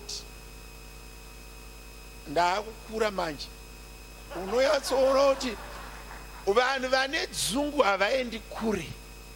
Dzungu rikawandisa, especially the feeling yekuva big. If you feel big unoziva kuti even ukaimba chavatogona kugadza mabhenji, because tisu tinounza vanhu vanoimba kuno. Even uchiimba sengirozi unoimba kumba kwako bedroom mako uchinzwa nemadziro. Kana wakuda kutoimba pamberi pevanhu, you must be able to fit in a group and able to work with others. And vanoimba vacha uzvibheki wega, unobhekwa nevamwe, unoridzirwa nevamwe. Saka you need people and you must be able to work in a group. Must be wisdom akawandisa. Mazwe wisdom akadi akawandisa. You need people. Takadai so izvezvizvi Asha anodawo Deko inodawo Asha. We need one another. Hapana munhu ari important. Izvo ndizvo makagara apa mwana wenyu ari umwe munhu kuSunday school. Muri kunzwa saka hamugoni kuita zvese. Hakuna munhu anogadzira roti yake, ogadzira chingwa chake, obva agadzira mishonga waanomwa, obva agadzira mubhedha waanorara, obva agadzira gumbezi. Hakuna. Zvinhu zvese zviri kumba kwenyu zvakaitwa nemaoko evamwe. Muri kunzwa zvandinoedza haurarami ukati uda kugadzira magumbezi, masokisi, sheti. Even ukaita tela unogona kungosona sheti chete, trouser wakapfeka rakasonwawo nemumwe. Kureva kuti vanhu vakakosha. Munhu ari padhuze newe is very very important. Vanhu tiri kuti chechi yakakura toda kutenda Mwari. Uri wani munomu. Amuiti munhu unenge uchinzwa maungira achiti so you need people. Munhu atori padhuze newe akatokukoshera. Even asina chakupa but akakukoshera. Muri kunzwa ndinoedza chimboomberera munhu ari padhuze newe maoko kuti aita hake auya kuchechi. Yes, muomberere maoko, aita zvakanaka auya kuchechi. Ndosaka yaakunzi chechi because iye aripo. Unoziva kuti ukatotarisa munhu anonzi mufundisi seniso kuti zita rekuti mufundisi rivepo ndiwe. Ndakamira ndega panapa kudai so. Unonzi hakuna mufundisi akadaro. Kunzi mufundisi vanhu, kunzi baba ndimai, kunzi unoona munhu yeye vakatogara naye mukadzi yeye even aine mhino 5 akakosha. Ndosaka pachinzwa nababa uyai kunouya, idzo mhino 5 idzodzo ndo dziri kukuunza kumberi, dziri kutokuqualifyisa pauri kuqualify ikoko. Plus mhino 5 wakuda kudziona nhasi ka pane musi wakatombotadza kurara uchifunga mhino 5 idzodzo. Chimbondiomberera maoko muzita raJesu. Hallelujah. tigamuchire vapa maitems, tigamuchire baba namai Mashava vanga vachicheya pamwe chete namai Nenyasha neboka ravo vanga vachiimba, tigogamuchira zvakare prof vanga vachitipa zviziviso, nekungogamuchirawo mukadzi wamufundisi, ingogamuchirawo mai mufundisi. Zvakanaka izvozvo muzita raJesu. We may be seated in the presence of the Lord. Kuno mumwe munhu ari kuti andifundisi mamusikaonere kuti akamira nachizviziva kuti hope dziende. Kune vanhu vanongorara vakapinda muchechi. Sister Julie vanga vachitaura zvakanaka kuti handei kumasingles. Kuno mumwe musingle kuti angori stubborn, haasi kuda hake kuenda. Mari yacho, do you know kuti success yedu inouya, success yedu inouya nekugona kuita zviri kuitwa panzvimbo. Ende maKristu, we are the last to cooperate. Pakabhenwa mari kuZimbabwe, maKristu aiti ndezvasatani. Vakasara so vanhu vakatobhena mari vakatera zvavakaita. Pakauyiwa kuno kuSouth Africa, maKristu futi akasara kuZimbabwe. maKristu ane habiti yekusarira kumashure. Muri kunzwa izvi kana uida kuona munhu akaoma kushanda naye, munhu akagamuchira Jesu. Mune anonetsa izvi kutaura kuti paitika zvakati, anorizena too much, zvinonoka kurizena. Unonzi achidaimbozvifunga ndikati why Mwari vaishanda naPeter vaisashanda naJohn? Why Jesu vakava vasinganyanyi kushanda naJohn vachishanda naPeter? Peter aive nespeed yekukurumidza kutaura zvinhu. Let's build, let's do this, let's do this. Nhasi nda kutaura nyaya yekupa, asi rega ndipedza hangu zviziviso zvangu tigotaura nyaya yekupa. Zvipo zvedu nezvegumi zvedu ngatirambei tichiunza, ndisirewo mabanking details apo every day. Musaomera neproject haiperi, rambai muchiisira vanhu information yakavanakira. Takaita a very giant step. Patakauya panapa takanga tiine pre-approval, but kumberi uko kwakamboita machallenges akawanda. Takarwiswa zvekurwiswa zviya, asi zvasingaite seutungamiriri kuti tambomacha tigodzoka tichitaura kuti taakudzokera kuIjipita.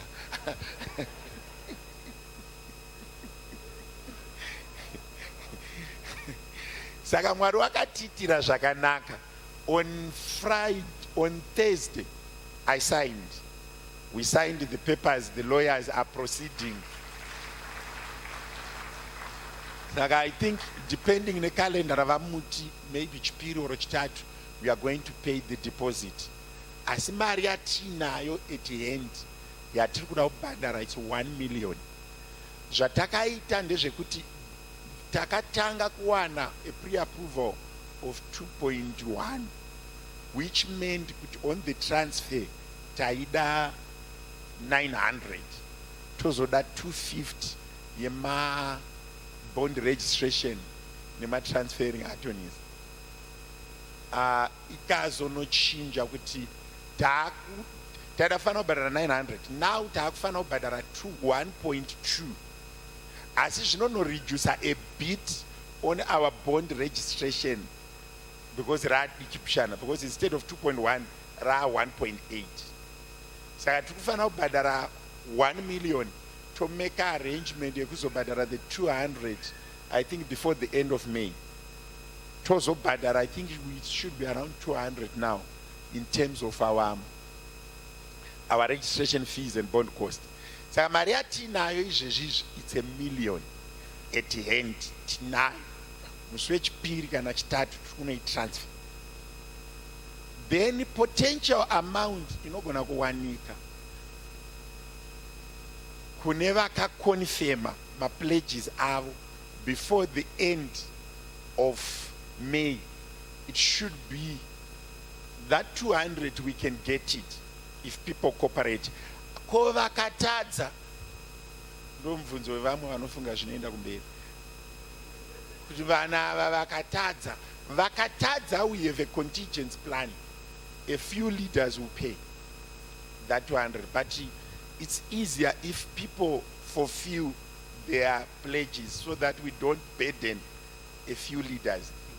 Few leaders means also pastor involved, because hatidzokeiri kuIjipiti pano takatouya. So vanhu pane vakaisa payments arrangement, don't feel burdened. Kana wakaisa payment arrangement yako, stick to your payment arrangement, as long as your pledge wakaisekonda nearrangement yakatinakira. Mapledges ari kunetsa ndeakadeclarewa asina arrangement, hatizivi kuti ichauya here kana kuti haichauyi. Still tapedza kuzobhadhara 2.1.2 iyoyo, we still need to pay another 200, I think by the end of first week of July we need to pay the other 200. Then the church purchase is complete. Saka nekuda kwekuti vakatichinjira value yavakaapprova, generator hombera takati tichatenga hatichatengi, taakutora that 70,000 toiallocata kupi uku, but yanga yagara isikubva kutithe, yanga yagara ichiunzwa a few individuals vairakutenga generator. Saka we have suspended macost edu mazhinji emadepartments so that tipedze this transaction yechurch ive complete. Saka vanosimbo vaikumadepartments vanosirequesta mari vaya vamutwasekwa, right now ruoko rwavamutwasekwa haruna kureruka.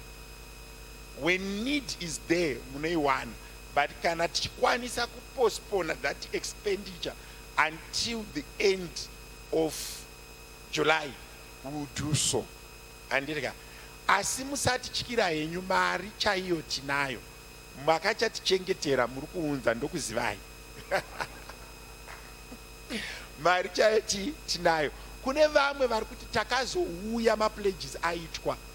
You are still more than welcome to bring your pledge or your contribution. Akuna mari inonzi is too small.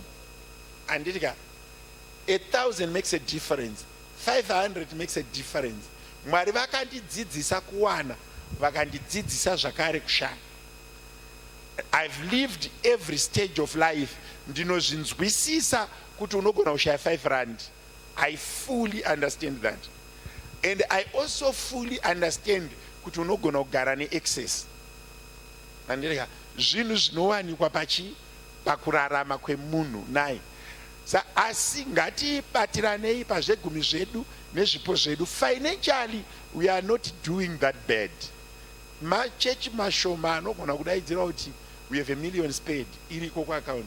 Most people vari kunetseka kubhadhara rent.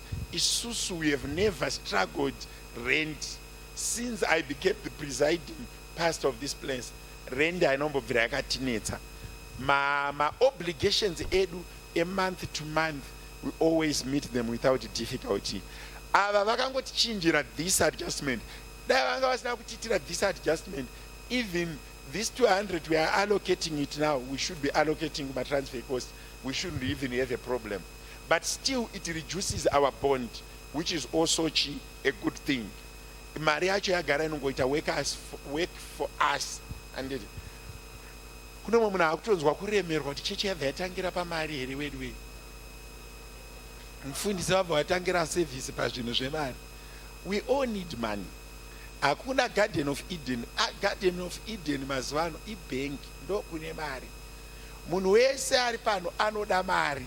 Handisi hangu vanhu vanofamba vachinyepa kuti vafundisi vanoda mari. Ndiani asingadi mari? Wana hake ari pano anoti ini mufundisi handina basa nemari. Kugerwa musoro chaiko imari. Ndakambonzwa umwe munhu achitaura, unoziva kuti vapfana vari kuda kuroora, ukaona musikana akapfeka zvakanaka, sketi yake yakamufita, imari. Ukamutora iwewe usingadi zvemari, unotanga kupopota uchiti hagoni kupfeka. Aiwa, kuti sketi igadzikane munhu anotanga adya. Akasadya inotenderera, haigare zvakanaka. Ende hakuna munhu akanaka aine nzara. Muri kunzwa ndosaka vanhu vachizoti kana varoora madzimai avo vakati fambe vovasiya, vari kuremerwa nekumuchengeta. Anenge achingoboira zvo achitarisa vakageza, vane munhu aisa kamari ipapo.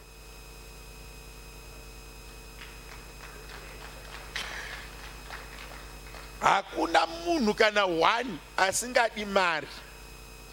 Iyeye munhu iyeye mukamuona ari mupenyu, ari kutorarama miracle life. Vanhu vasingadi mari vanofa nenzara. Izvezvi kutogara panapa imari. Ndikaita 4-5 days ndisina kana sendi, hapana anomira padhuze neni. Munotaura neni makadai. Panoda kamari kasipo akanyanyurasisa. Panodiwa mari. Kuti mutogara makaita zvamakaita izvi padhuze nepadhuze, imari. Munhu haagariki pedyo naye kana mari iri kure naye. Saka hakuna kana wani ari pano anofana kupinda muprayer, achipedza prayer asina kukumbira mari pamberi paMwari. Vanhu ava, ichi ndochokwadi chisingadi kutaurwa nevanhu kumachechi. Akauya toenda, munoenda asati auya nenzara.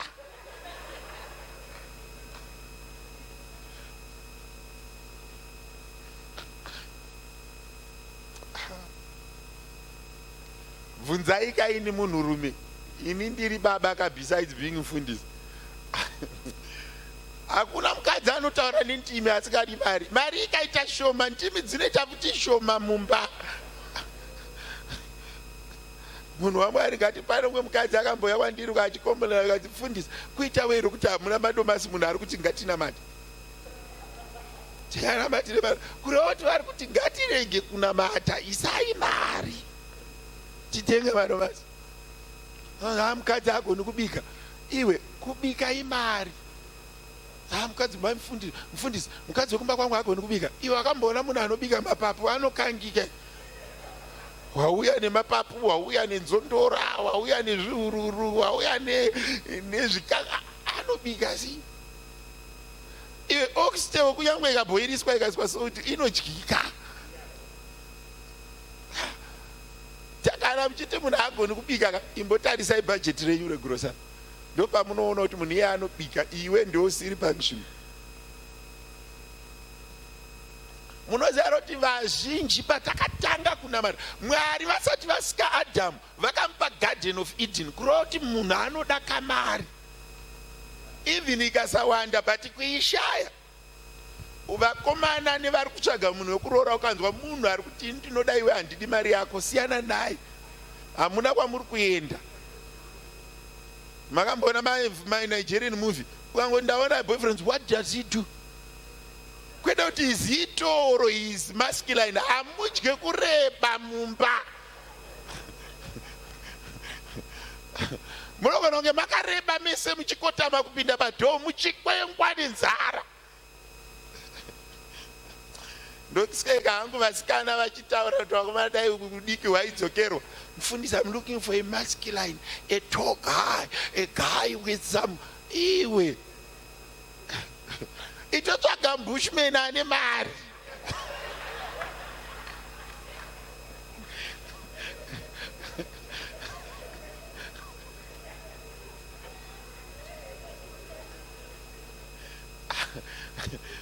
Asi uri kuda akareba kuti mukurumidze kusvika panhanho, asi ngadi kutenga mota. Iwe zvemafeatures emunhu hazvisi important. Chakakosha mupenyu, what do you do? Unoita nezvei? Unotaura kuti chii? Attitude yako yakanaka here kana kuti yakaipa? Ndo zvakakosha izvozvo. Iwe wakamboona mukadzi akashata achibuda mbenzi? Nditsvagire one. Mukadzi unoti uya haana kumeso achibuda mbenzi. Iwe uchizombotarisa izvozvo usingaoni kwabuda.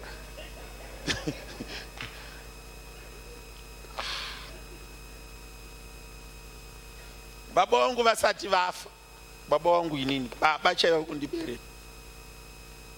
Baba vakandibereka inini.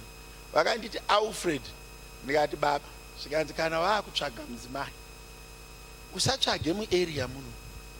Tsvaga munhu chaiye. ndikati kana muchiti munhu chaiye munorevei? Zvikanzi munhu chaiye anoita zvinhu, kwete munhu hanzi zvekunzi mukadzi mutsvuku kana mutema siyana nazvo. Iwe tsvaga munhu ane maoko nenjere. Muri kunzandedzera? Ndakatoona ndakuzviona manje ndakura kudai so. Yo pakaipa. Because ukatsvaga munhu akanakisisa, unogona kutsvaga akanaka kunze kamukati musina chunhu. Kana mawana akanaka ngaanake mukati nekunze, kwete kungona. Because ikamupenyu chaimo chaimo kana vanhu vachiti iyo ndikati Cristiano Ronaldo munhu wese anofunga kubana bhora, ndikati Cyril Ramaphosa munhu anofunga president. Muri kunzandedzera? Saka zvaunonyanyoita mafeatures emunhu haana kunyanyokosha. Chakakosha ndezvaanoproducer, anobuditsei. Can I repeat this? Kana motsvaga shamwari, tsvagai futi dzakadzikama. Kuti pambacho munogona kutsvagana mukafa nenzara. Iyo zvenditanoda mumwe munhu atoti moyo wake waenda kure kure. Do you know? Can I repeat this?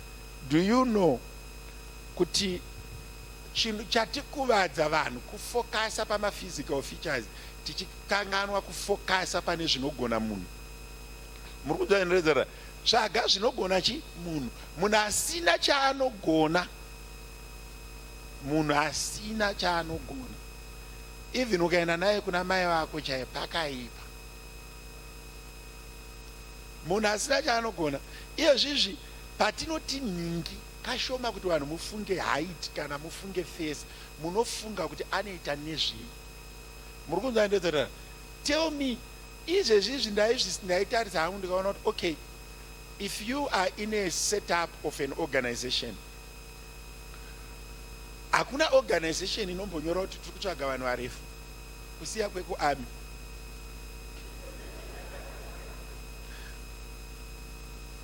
Ende vakareba ndevekuhondo chete, vanoita zvemakombiyuta, vanoita zveprogramming, havatariswi height.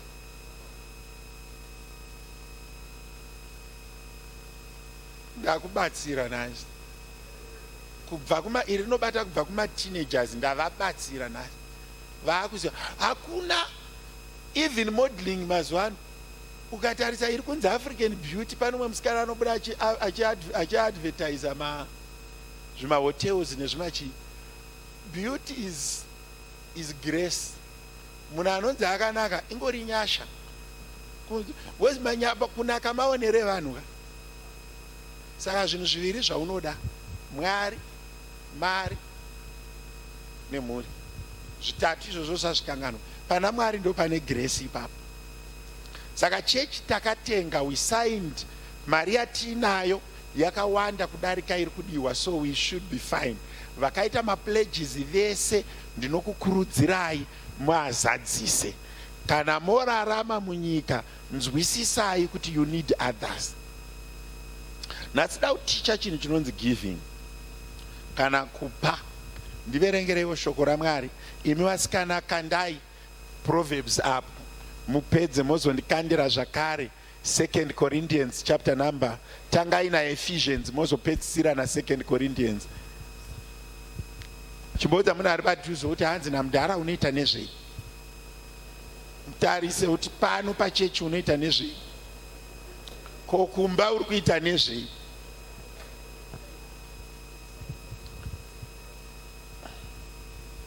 Iwe unoverenga rechirungu, ingoverenga.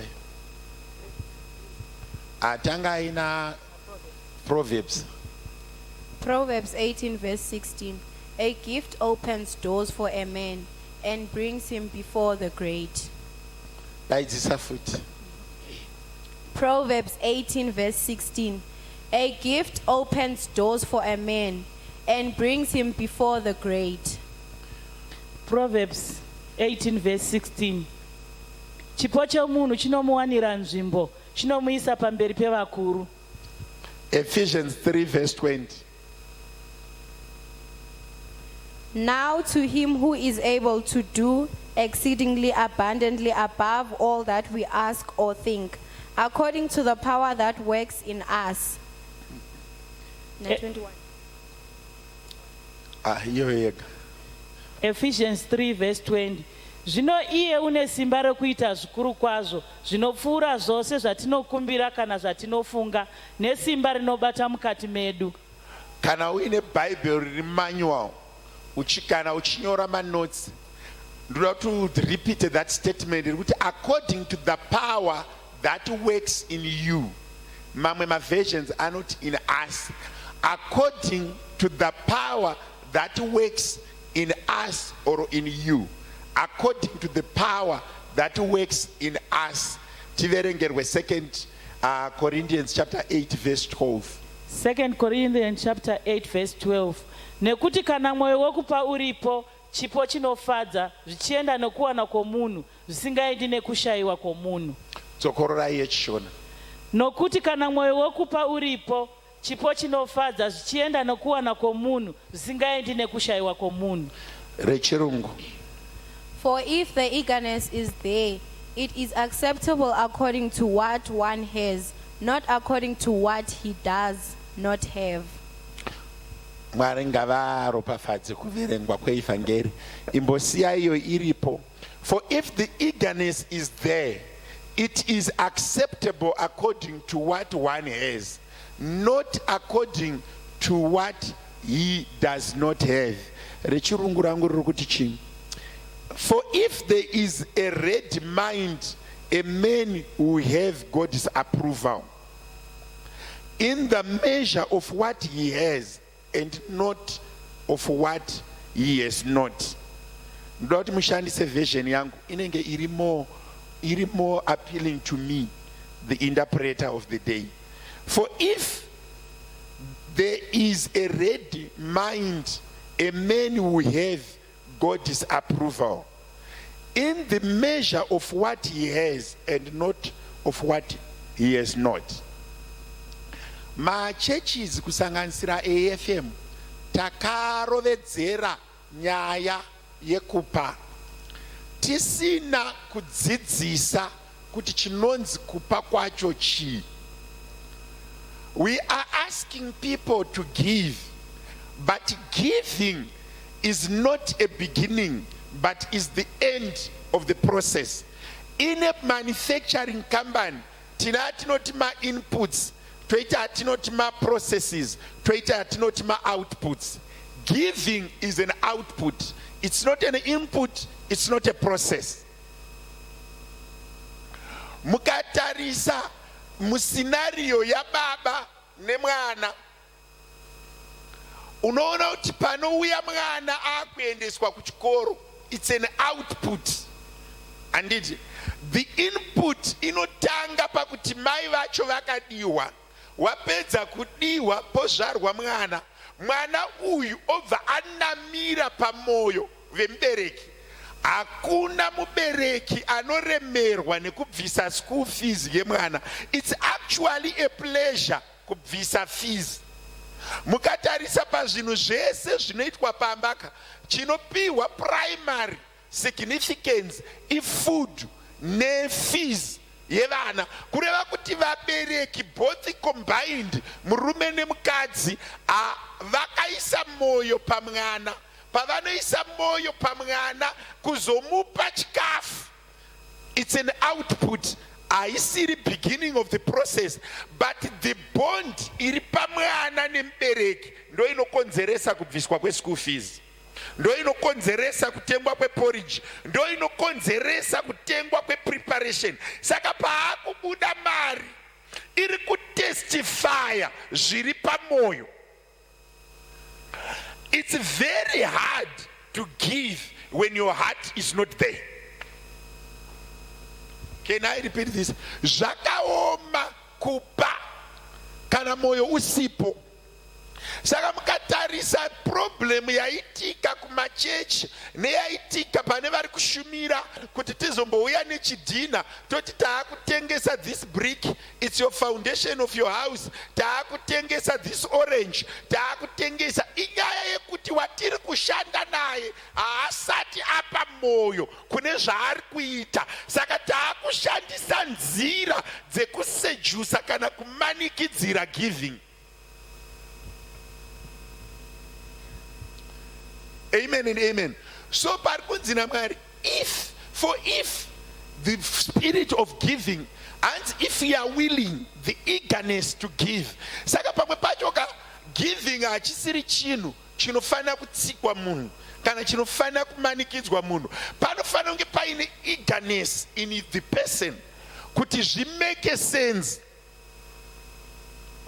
Zvakavana nemunhu akaita seni, ndiri mufundisi but ndiri baba kumba, haisi kubvisa rendika kana kubhadhara bondika achisiri chinhu chekuti tinotanga tambofunga kuti tirikura. My heart is willing already. It's prepared. It's not something that I reason about. It's not something that I think about. No, ndikatoita wari kuti ndaishaya yekubhadhara, kwete kuita wari yekuti ndobhadhara sei. Why? Because panotouya marika, my heart is willing, my body is prepared, and everything I do, it's already preconceived, it's in me. Hakuna munhu anofunga kavirika kuti tobhadhara rendere, totenga chingwa here. Ukatarisa pane chinhu wani chinondifadza pavana, mukaita mwana mukomana muteenager u14 u15 ho ne u16 ukaisa rofu rechingwa so muchidawo kuzomwa tea, munogona kusvika patebho vakomana vatopedza. And at that age yoyoka they eat kunyatsodya cheko chekunyatsoona kuti mukomana ari kurova. Ndaiseka umwe mudhara achitaura kuti fundisi vakomana vanorova 2 loaves. Ukaisapo so unoona vakachimbochirova rimwe saidi nemajarini, vopedza vomboenda kujemu, vopedza voenda kumasai, vakomana vachirova. But mudharaka haasi kukombolena kuti vakomana vari kupedza, ari kutoti vakomana ngavachovhe chingwa. Why? Ane eagerness zviri maari. Saka patiri kuti vanhu ngavatange kupa kuchechi kana kuti vanhu ngavape, vamboita here that eagerness? Do they understand what are they doing? Mukaona vakugombedzerana vanhu havasi kunzwisisa zvavari kuita. Saka the love of God must dominate before people start to give. People must not be raped to give. People must not be coerced to give. People must never be forced to give. It must be a burden inside them. And ukama iwo unoya ne eagerness ka uri permanent. Aumbonetsi uri permanent. Ukatarisa kuti ukama hwembereki nemwana uri permanent. Iye ane ma-rights, mbereki ane ma-rights. Izvezvi mese muri muno nekuti vabereki venyu either vakanova nashe kana kuti muri kuziva kuti vari right, kuti munhu arare achiziva kuti mai vake havana kudya hope hadziuyi. Why? The eagerness yamai neeffort yamai yakatokura mwana akaitakura, maari atori heavy hearted kana mai vakasaita zvakanaka. Why? Pane link. Giving yanetsa vanhu. Unonzwa Bible richiti chipo chako chinokuvhurira masuo pamberi pevakuru kana chashandiswa, kwete chakachengetwa. Chipo ichi chinofanira kuti kushandiswa. You must have an eagerness, a desire to use your talent. Chipo chako unonzwa vanokocha kusporting vanoti, is the player willing to work for the coach? Munoziva zvinoita maplayers akasafarira coach vanosabotage, vanoziva kuti maresults akasauya zvakanaka muchinda anobaya uyu. Muri kuziva maresults akasabuda zvakanaka muchinda uyu anodi anoenda. And unoona kuti maplayers haatambe bhora, matambiro anoenda kungochinja coach, vanobva vachinja attitude, kureva kuti your talent inogona work for you or against you, but a talent that is preserved. The world is structured in this way. When you are growing up as a man or as a woman, you have to develop skills that provide food for you, that provide your acceleration or your acceptance in the society. Kureva kuti tine vanhu vane zvipo, vane matalents asiri kuvavhurira masuo. Why? They are preserving their talent. They are not unleashing their talent. Remember, pamuri kuenda kubasa, pane this concept ye giving isingatichwe nevanhu. Pamuri kuenda kubasa, you are actually giving. You are giving your service for payment. muri kunyandiredzera nekuti hakuna ari kuenda kubasa kunogara. Muri kunyanya vanhu takafunga kuti giving it's a source of money. Vanhu patinotaura giving tiri kutaura mari, tiri kutaura hembe, tiri kutaura zvinhu zvinobatika, but pane giving yeservice isina munhu anotaura nezvayo kuti tiungane pano takadai so. There is a lot of giving iripo. Present worship pairi kuya kuno kuti they are giving something. Maashers paakamira kuti they are giving something. Vari kufinance they are giving something. Vari kuadmin they are giving something. Ladies department they are also giving something. Usati watora muiri washe nhasi chimbozvifunga kuti what am I giving? Kune vanhu vari munoka vekuti vakadefine their life kuti kana ndazowana mari, but mari haiuye usina kutanga kushandisa your talent. Giving is not only defined in terms of monetary only. Pane imwe giving iri beyond money. Yekuti you give your service, you give yourself. Jesus does not bring us money. Murukuna akaunza salvation through his body and his service. Ya akaunza panyika. Kureva kuti church is stagnant. Why? People are not giving what they have. But you give according to what you have, not what you do not have. Ndichazopa kana ndave nazvo, ndichazopa kana ndava nabasa. But for now, what are you giving? What are you servicing? What are you giving?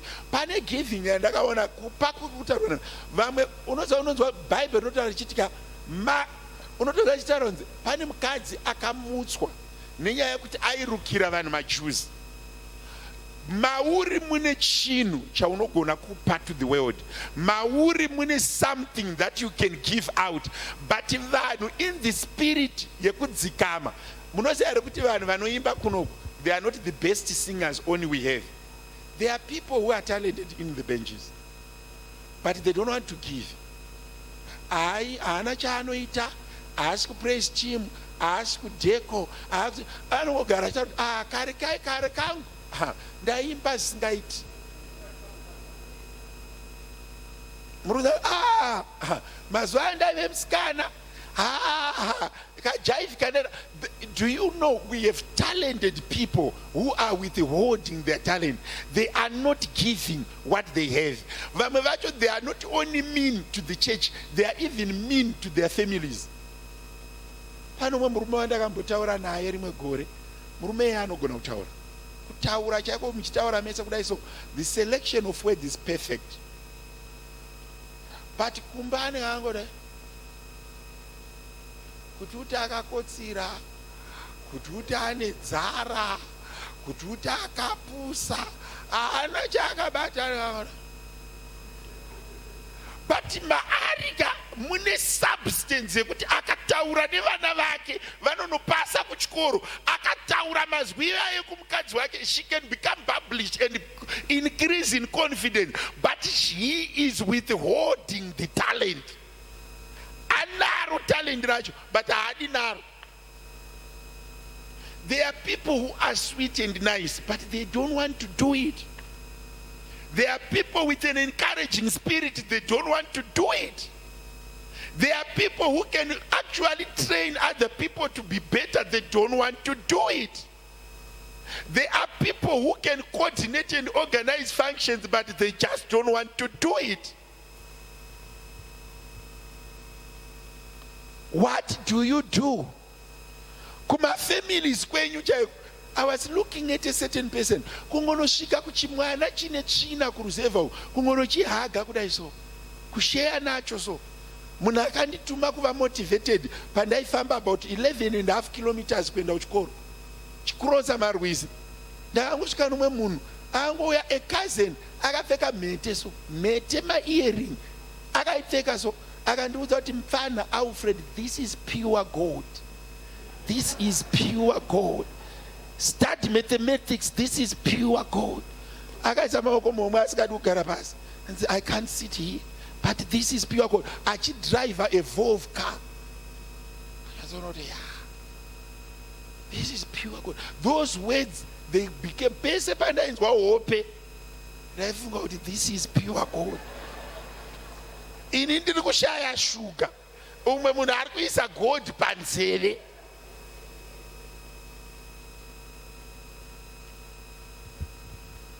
Unoziva here kuti pamwe pacho maonero aunoita upenyu. Ndaigona kutoti handidi kuzotaura naye futi kana kumuona, but ndakanzwisisa kuti ari kudya mari yake. Asi zvaatosiya handitaurira kuti nhandara mutsvangwana shumba yavo ndageography ngaarege buda muruoko rwangu. Zveshuwa zvakandibatsira. Paienda vamwe kubhora musi weSaturday ndaichuza unofudza mombe. Paienda vamwe kumunda ndaichuza unofudza mombe, because kufudza mombe kwaindibatsira kuti dzinofura dzega ndichiverenga. Muri kuona ndoedza tsanangura. Kune mumwe munhu wandikutaura naye kuti what do you do? Giving, it's a sense of something that must come from within. Kana chiri chegumi ukaona muchiita chekutamburira regerai. Why? Hamuna ukama nevamuri kupa. Kana vane ukama nevauri kupa hauremerwi. Kana vane that link nezvauri kuita. The problem that we have done is we are calling people to come and give, but we did not teach them who is Christ. What does God help you? Vanhu vazhinji unonzwa izvozvizvi, unonzwa kuti vanhu vazhinji izvozvi unonzwa uchibvunza kuti what is mission house? Why should I pay my 50 rand? Anzwisise kuti ukama hwangu namufundisi hunofamba papi. Asati anzwisisa concept yekuti muupenyu kune chinhu chinonzi blessing, and a blessing haibvi kwauri, inobva kune mumwe munhu. Saka why ari kuremerwa? Because hazvimake sense. But kana akunzwisisa kuti this is in exchange for a blessing, hazvimuremeri. Remember kuti pamunopa hamusi kuzviitira isusu. I want to tell you this. Unonzwa chinzi Cristiano Ronaldo plays for Manchester United. Nezuro vanhu vaiona bhora yanga iri chimwe chinonzi chiVinicius Junior chimblack so naSalah. MaAfricans maviri. Vinicius Junior makambomuone pi munhu wekufrance akadaro. Akatobva ukongo marumwe zuro. Muchitarisa vakomana ava vachitamba bhora ka, munofunga kuti ari kuzviitira Real Madrid? No, haasi kuzviitira Real Madrid. Paakatogoesa mufainal payaka, salary yake yakatoinikirisa. Munozviziva here kuti salary yake yakatoinikirisa. Kana chaakunegotiata imwe next contract chine that go in mind. Vakomana ndakambokuyamurai mukaonererwa ndinoenda pa next door. Why? Saka pamuri kupa kana pamuri kuishandisa talent iri mamuri, hamusi kuzviitira vanhu, muri kuzviitira imimi. Nekuti kana chipo chako chakuvhurira suo, iwe ndiwo unodya, kwete vakuvhurira suo, but iwewe ndiwo unodya. Rangarirai Elijah achisiya aropafadza Elisha. Haana kuzviitira Elijah, akazviitira iye. Paaiti handikusiyei kusvika ndakuonai muchienda, aigadzira profile yake. Saka patinopa nepatinoshandisa chipo chako, rega kufunga kuti uri kuitira vakakutenderedza favor. Uri kuzviitira iwewe. Vana vari pano pamaienda kuchikoro muchimanikidzirwa nevabereki kunoverenga, ari kudya mubereki here kana ndiwe? Ari kudya mari izvezvi ndiani? Handi munozoendesa grocery kumusha uku, but hamusi kuendesa space, hamusi kuendesa KFC, muri kuendesa sugar. Zvinonaka munodya imimi. Saka pamuri kushandisa chipo chako, hausi kuzviitira isusu, uri kuzviitira iwewe. Pauri kumira uchishandisa talent yako, pauri kupa, hausi kusunungura vanhu, uri kuzvisunungura. Giving, it helps you. It does not help the receiver. Ndine chinhu wani chanonzwa, unonzwa munhu acharoti hanzi chipavhurirwe achakotswa. Unonzwa munhu achanzi ndaendesa dzinza rese kuchikoro. Munhu wawaendesa kuchikoro hausi kumuitira favor, uri kuzviitira favor. Nekuti ropafadzo haiendi pana adzidziswa, inoenda pana adzidzisa. Muri kunzwa ndoedza dzangu. That's why muchiona kuti izvozvi tine varume vari kuZimbabwe vanonzi vana Strive Masiva nemabusinessmen vachinotsvaga chirikadzi nenherera vachiendesa kuchikoro. Mofunga kuti vane rudo? Havana rudo, vakanzwisisa concept yekudya mari. muri kunzwa vakanzwisisa concept yekudya mari. Izvezvi muchinda ndiye anoendesa the highest number of students kuchikoro kuZimbabwe, but izvezvi ndiye had the richest muSouthern Africa. Ari kuitira nherera idzere kana kuti ari kuzviitira akanzwisisa kuti chipo chiri mandiri chinondivhurira masuo, achivhurire vanhu masuo. Izvezvi kune vanhu vanoimba vakagara mumabhenji vari kufunga kuti vari kusafisa Pastor Jiriri. Uri kuvhara mablessings ako, uri kuvhara ramangwana rako, uri kuvharira vana vako. Muri kunzwa chese chavaita hausi kuitira munhu, uri kuzviitira. Itsika yaMwari yavakaisa muguta. Iyozve imimika wena ndau kubvunzai, Elijah aiwa munhu waMwari, akapiwa chingwa nemukadzi muShunemi, akabenefita. Ndiye Elijah here kana mukadzi muShunemi, kana kuti this the widow of Zarephath? The widow of Zarephath ndiye akabenefita kudarika Elijah, nekuti Mwari vaimbotuma makunguo, vanga vaine dzimwe nzira dzekuchengeta Elijah, but paakaenda pashirikadzi ndosaka yakatozonyorwa Bhaibheri, yakanyorerwa nyaya yaElijah ikapinda makoronike nenyaya yaElijah. Tarisa even mukatarisa that chifewe chinogamuchira vasori vana Joshua.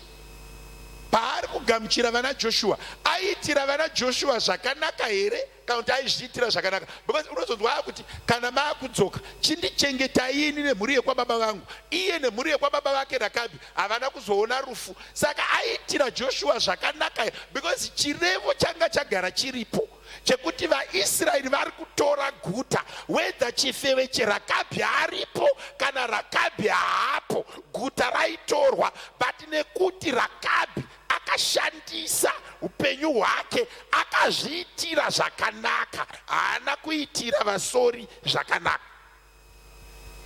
Saka pamwe pacho pamunopedza nguva muchiti kuchechi tiri kushandiswa, hamusi kushandiswa, muri kuzvishandira.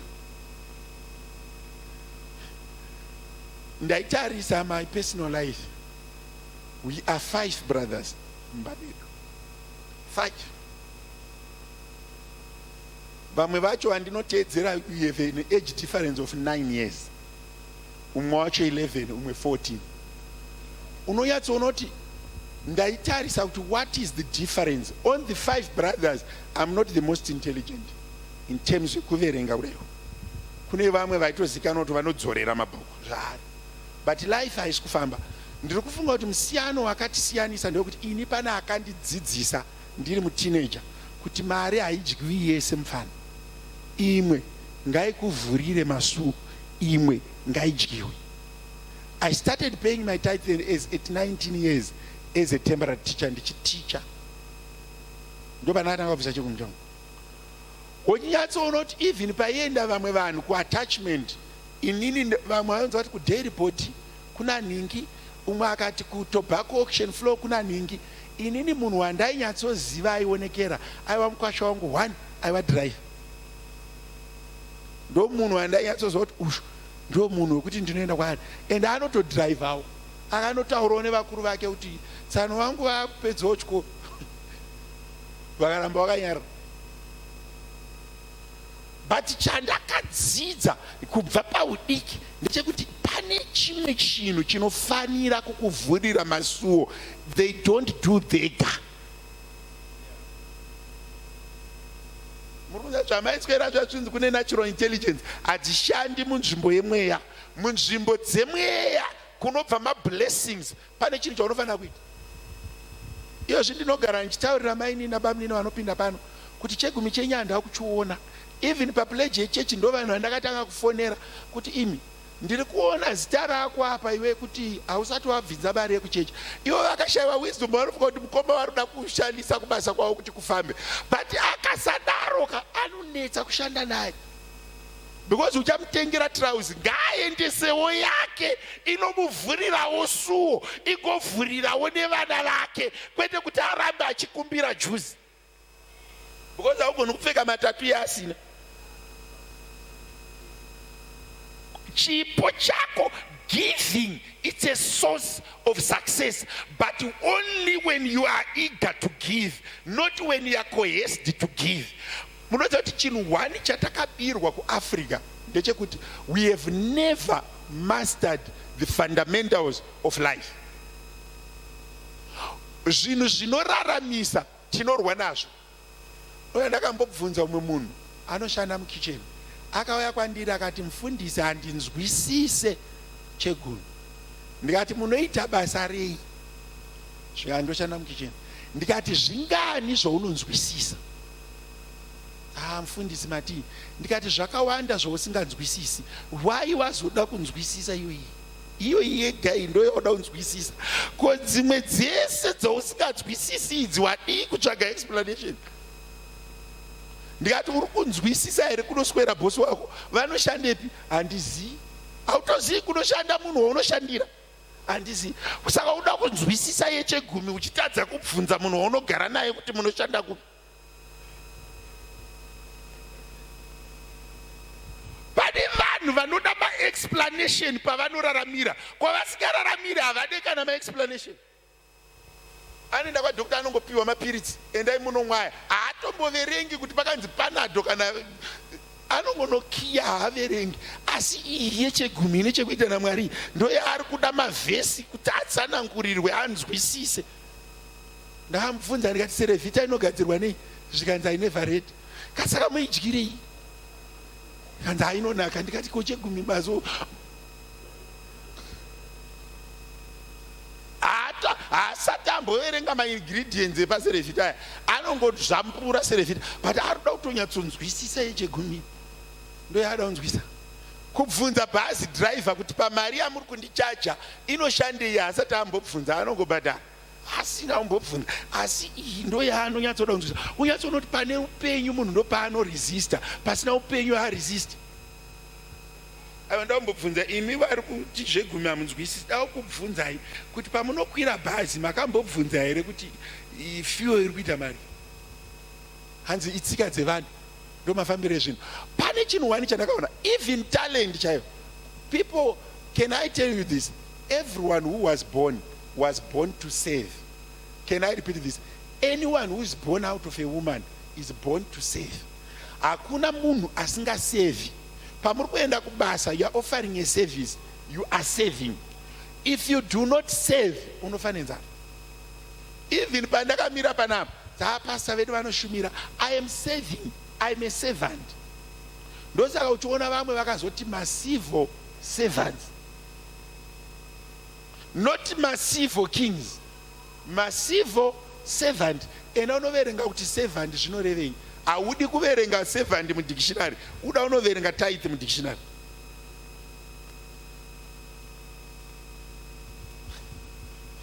Ndakatombobvunza umwe munhu kuti munoita basa rei? Zvikanzi, hanzi ndiri waiter. Ndikati, waiter zvinorevei? Andinobva paword inoti wait, mozoisa er, maisa chiwanduriro. Wait, kumira. Wait, unomira uchiseva, uchimira uchiseva. Murikuzana, munhu anonzi waiter akakupai chikafu anogari pasi, anozodzoka achiti, are you still fine? Hamusati makambonzwa kastatement ikako, mukatenga KFC hamukanzwi, but mukatenga space.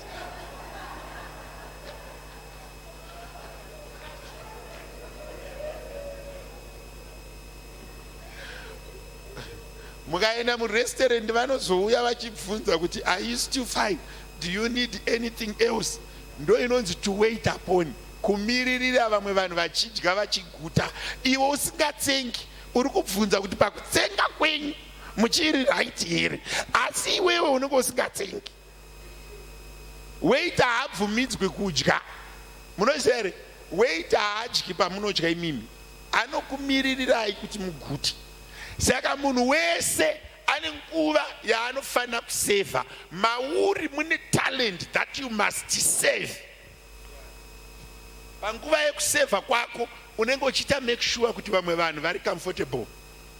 Kuroti even ndikanzwa mudumbu ndiri panapa, handiendi uko, ndofanira kupedza zvandikuita panapa. Ndo inonzi service. Akaomera. Do you know kuti giving on its own, it's a skill. Giving, it's a skill that you must. And chinhu wani chandakadzidza, munhu wese anopa anokurumidza kuporomotwa. Munhu wese anopa anowana favor. Munhu wese anopa anowanirwa favor. Unogona kuramba ka vafundisi havarangariri vanhu vasina chavanovapa, vabereki havarangariri vanhu vasina chavanovapa, nenyika hairemekedzi munhu asina chaanobuditsa kunyika. Izvizvi tese takagara kudai. So whatever you give, that is the measure in which you are valued. Unonzwa chinzi ningi pamagetsi haakaoma, kuti he is giving a service inechekuita nemagetsi. Unonzwa kuti he is a computer wizard. Whatever you give, pray for the spirit of excellence. Whatever you do, pray for the spirit of excellence. Pray for eagerness. Whatever you do, do it with your heart. Vanomwe mukadzi aishanda panapa, aimukira oita zvaanoita. Ndakati kuna maimufundisi, uya akuzowana basa. Unoyatsoona kuti masevhere aari kuita ka ane connection. Do you know kuti munhu ari kuseva anogona kutofira in the service? Check the uniformed services. People like the soldiers, vakanzi go, kana commander asina kuti retreat, unotonobayiwa nefuti. Pana commander anofana kuzoti retreat, akasati retreat akati attack, iwe uchifunga kuti hapasi kuendeka, haushandisi pfungwa dzako, unoshandisa dzeati attack. Nevafundisi vanodaro. Eno unobvunza Jona, paakanzi aende Nineveh akaenda kwaanoda, munoziva kuti akaita sei? God did not, vanomedza mumuoyo angomukira kwaanofana kuenda. Muri kuzandedzera, kune vanhu vandiri kutaura nezvavo, wekuti when you have a talent, don't store the talent, don't hide a talent, don't withhold a talent. It's your source of success. Give your talent, it will help you open the doors. You may never be elevated unless you use your talent. Can I repeat this? Hakuna munhu anosimudzwa asina kushandisa chipo chake. Chipo chako is the footstep yekusimudzwa. Ndataura nomwe munhu ati mufundisi ndiri kushaya pekumira pachechi. Ndikati hauna appetite. When you have the appetite, unopawana pekumira. Ukapawana panokuvhurira masuo. Unoziva ndaizvifunga ndichinamata muprayer. Inini hangu am a practical pastor from a project management foundation. Ndakatora list remuchibhuku ndikatanga kunamata, but pane mamwe mazita andaizosvika ndoisa sekore red ndodarika, ndinenge ndisina chekunamata pamusoro pavo. Hapana chinotaurika pamusoro pavo. Ndingatonyepa kuti ndoti ndo mazita atinozoti kana tapedza woko, tagara pasi, tapedza kufamba, toti Mwari rangariraiwo ava, imi ndimi munovaziva. Hapana chinotaurika. Hapana kana one chaunogona kumbotaura besides kungoziva kuti anonzi Jane. Ndopekutangira nepekuziva kuti anonzi Jane. Mazikanirwo akadaro anorovesa neshamu, haana kwaanokusvitsa. You know, there's one person anga asina chaanoita. Unongonza ndainvitwa naningi. Nevana chaivo vatinobereka vakasashandisa zvipo zvavo, they are a burden to us. Mwana wako iwe wawabereka kana asiri fruitful is a burden to the parent. Kune vabereki vaane vana vakuita ma-teenagers nevana vaane ma-11 years. Kuno umwe mwana unozoti haugoni kumusiyira mwana, haugoni kumusiya pamba, haavhari madhoo, haasuke ndiro, haatore ma-instruction, mukamusiya madhoo anosara akashama. Kune vanhu vanonzi nedenga vakatariswa, vanotariswa nematarisiro yayo. They are useless. Koita vanhu vari useful. Kana kuine vari useful, zvinotoreva kuti kune vari useless. Hakuna anokwana pakati. Kumba kwawakaberekwa iwewe, kwawakazvarwa, une two descriptions. Either you are useful or you are useless. Aira harina kana amen. Kune vanhu vari kuzvifunga so. Harina kana amen. Hapana chinhu one chekuti semhuri vanogona kuti taurai naPeter. Hapana. Kutumwa chaiko kuti titarisire kuti magumbezi ari kuita mari kujoin haupinduri message. Kwete kunzi tenga, ingotitarisirawo. Kukupa mari chayo kuti mari yedu iyi titumirewo magumbezi unoidya. Saka are you useful or you are useless? Iwe ndiwe uri kuno kuJoni, mhuri yakasara kuZimbabwe, kuna vabereki vatengesa donje ravo, havagoni kukupa mari yavo, tiigirewo magumbezi. You are not honest, you are not trustworthy, you can never be used. So what you are, who you are. Hatisi kuti vatengere, tiri kuti vatengesawo mombe yavo vabereki. O Marie, Peter, tiigirewo chakati nechakati, unonosvika wenyepa price. Are you useful or you are useless?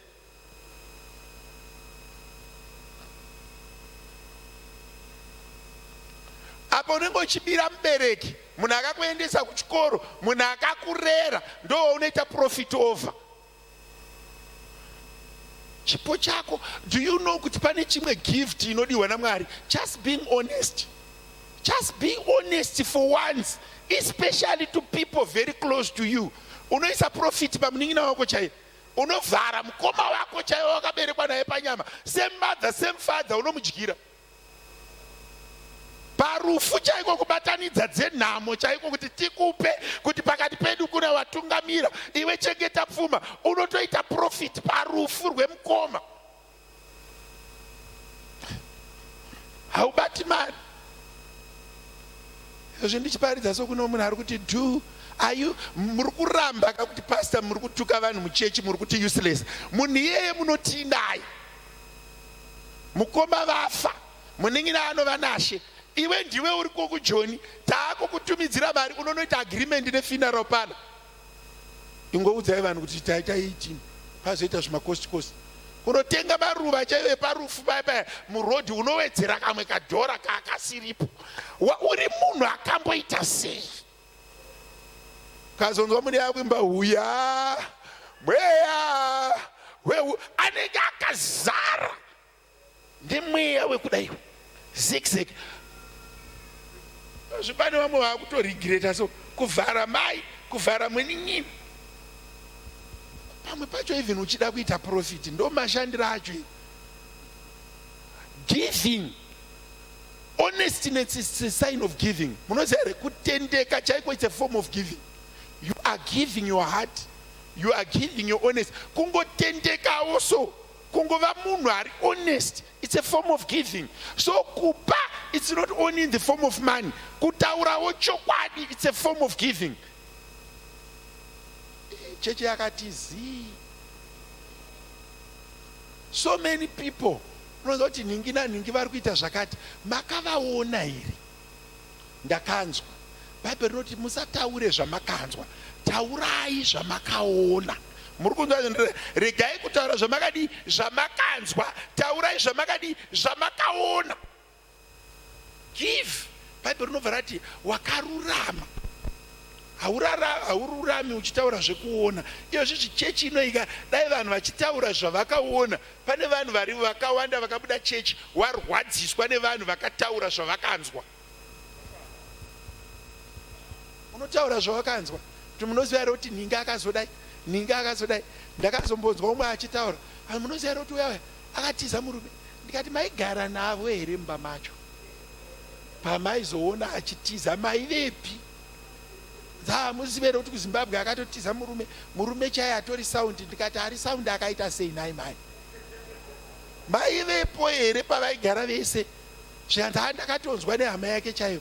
Ndikati Bhaibheri rinoti taurai zvamakaona, regai kutaura zvamakadi zvamakanzwa, regai kukuvadza moyo yevanhu muchitaura zvamakanzwa.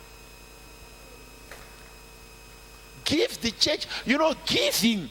Iri kuremera vanhu kuti vanhu patiri kuti givinga tiringofunga ndofanira kupa mari, ndofanira kupa zvinhu zvinobatika. But sometimes give your honesty, give your truth, give your sincerity. Be a sincere person.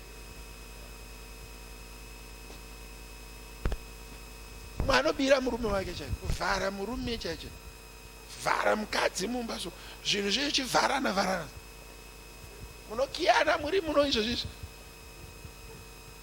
Magumbezi naenda kuchina mo munoziva kuti hakupiwi mari sitsi akaita ma300 tengana ma150 muri muno so kudenga kure. I'm telling you kudenga kunoenda vashoma vano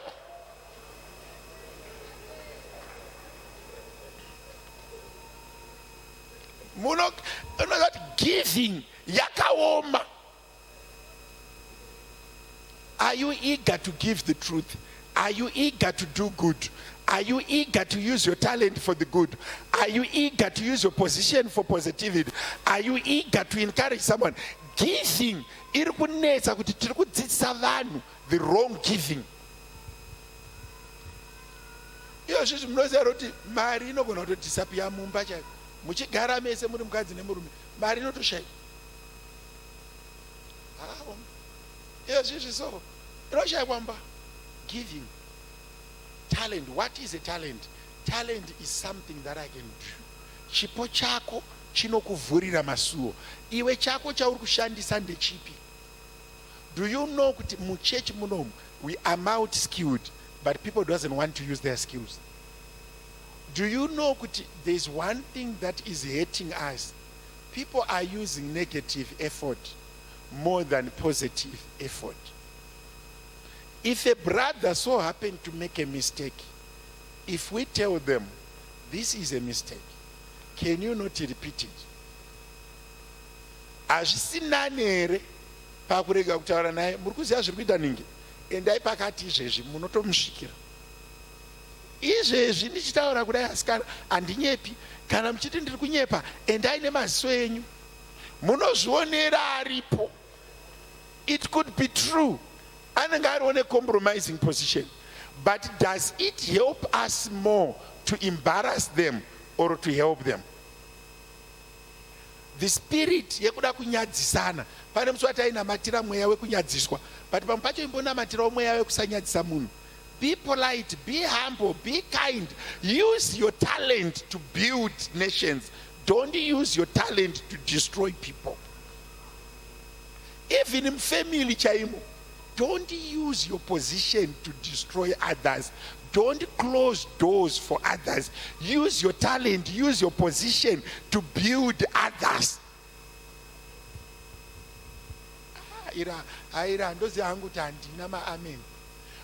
For if you be first, if they will be first a willing mind, willingness.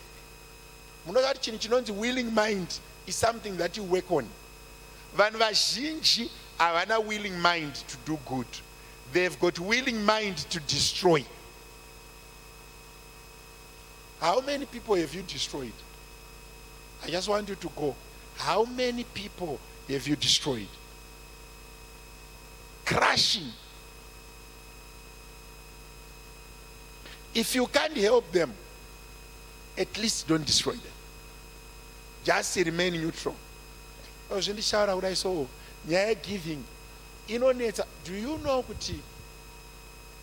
if you check mari inodiwa kuchurch kune tithing, kune ma contributions. Don't think kuti vanhu vasingadi kupa Mwari vanoda kupa hama dzavo, avadi futi. Kana vangovhara dho iroro, unoziva pane vhesi rinondirwadza rinoti to more to them those who have, more shall be given. Once you master the concept of sharing, more will be given to you. Unoziva pane chinhu chiri kundirwadza mumwoyo mangu kuti unotarisa kuti okay,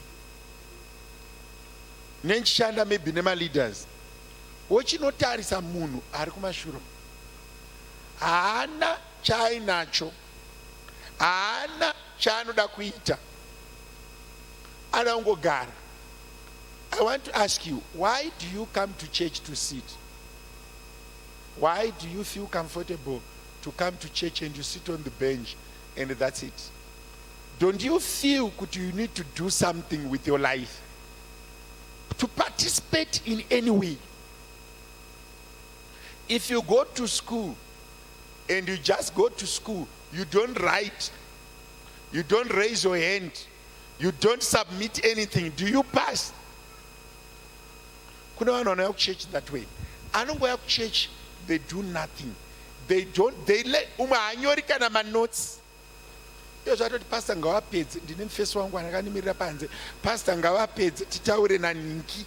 Haana kumubvunza kuti wadzidzei. Haana. I always say to people, why do you come if you are not doing anything? Ini ndinonyara hangu kuenda papati. Yekungonosvika upakurirwa ndotobuda ndinonyatsonzwa unge ndisina kupfeka. Ungosvika papati ndotodya. Ukatarisa vanhu vakadaro anodya nyama 9.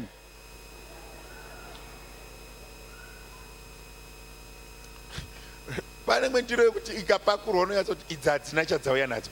Anoita make sure kuti yazara. Anozogara pasi kana pasisina pekuisa chimwe chinhu mundiro imomo. Yakati dzura. Why do you feel comfortable even family kwakaberekwa if you are not contributing anything? Why do you feel comfortable if even if you are not contributing anything? And you know not, if I'm not contributing, I feel like I'm naked. I feel like I'm not supposed to be there. I want to participate. I feel I can give something. I feel I can do something. Your gift must give you that eagerness to serve. Your gift must never stay within you. And teenagers and my youth, they think they are young. The spirit David, when he became a king, he was around 18. Ndinema 18 years ari munomu. Anongofunga kuti mwana mudiki nekumba chaiko chaiko ada kutotumwa usika ndiro munane 18 asi ane boyfriend. Izvi ndo zvaanofila kuti akura kwazviri izvi, asi izvi zvemaoko izvi mwana mudiki. Kuchechi mwana mudiki but ane boyfriend. Ukaona wakutoda munhu watokurisa, wato munhu mukuru, kana wangoziva kuti kunodananiwa wato munhu mukuru. Yozvi ndichitaura so nyaya yegiving. Munhu akanditi do giving has strength to open doors. I need to tell you this. You may never hear this anyway, but hakuna paunopinda usina kubvisa anything. Hakuna door raunopinda rakavhurika ukagamuchirwa usina zvawaita. Pane zvaunofana kuita kuti ugamuchirike. Pane zvaunofana, unotoona kuti vanhu vazhinji vari kukuvarira pakutarisira kureceiva asina zvaita. Mumwe munhu ainamata zvikanzi Mwari ndokumbirawo mundipe mari. Mari zhinji ndakazomubvunza ndikati uruda kuitei kuti mari yacho iuye? What are you doing to receive money? And I'm just praying for a miracle. Ningosanganawo nemunhu muroad angondipawo kana 10,000. Do you know the quickest way yekugamuchira kupa? If you want to receive, give.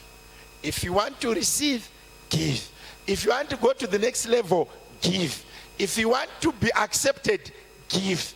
If you want to be appreciated, give. If you want to turn people's hearts, give. Unopaka noine chekupa. The little, hakuna munhu asina chekupa. Hakuna, not even one. Pane one mukomana one wandakapa mudzimai wakanaka chaizvo pachechi pana. Fana yenda kampa bhebhi rakanakisa chaizvo pachechi pana. Munoziva kuti ndizomupa musikana yanga aita sei? Aiuya achikwesha matiles ekumba kwangu. Matiles yavane ma-floor tiles, ma-concrete tiles. Taamfundisi ndinogona kukwesha matiles. Ndokubasa kwangu. Akauya musi wekutanga akakwesha matiles uko kuold house. Akakwesha. Akazoya futi akakwesha ndikati uri kudei? Taamfundisi hapana ndangokubatsira akati haiwa shamani. Hatidi zvekuwandirana. Uri kudei? Taamfundisi ndauroora. Uri kuda munhu akaita sei? Description. Kwautopinda mudoro rangu ndati enda.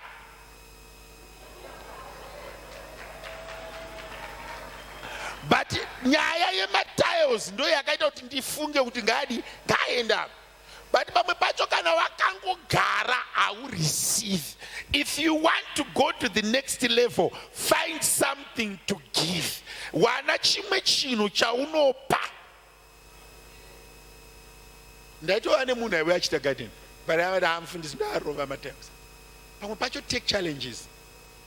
Chipo chako chinokuvhurira masuo, kubasa kwaunoshanda, kumba kwaunogara, mumarriage chaimo. Uri mumba kune izvozvi kune vamwe vari mumba, so mabikira ako anogona kukutizisa. Ngobhoirisa uchimbosanganisa sangana. Pamwe pacho itawo zvinhu zvinoratidza kuti mambofungawo.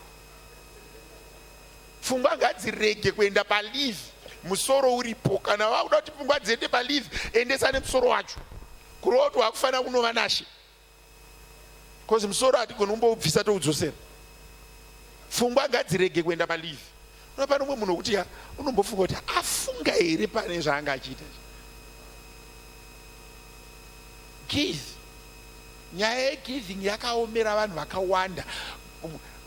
Munoziva kuti chinhu chinonzi releasing chakaoma. Do you know kuti if you want to go to the next level, you need to release this level? If you want to go to the next level, release this level.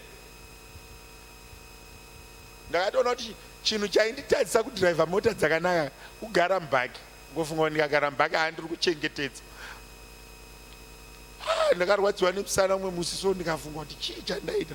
Oh, this thing is affecting me. But yakanaka yacho inenge iripo, unofunga ndiri kuichengetedza. Pane zvimwe zvinhu zvaunofanira kuita give away. Uchitotaura izvi, you need to give certain things. Even certain habits, let's give them away. Give certain habits. Give away certain habits. Give. Ndakataura kudai, so unoziva kuti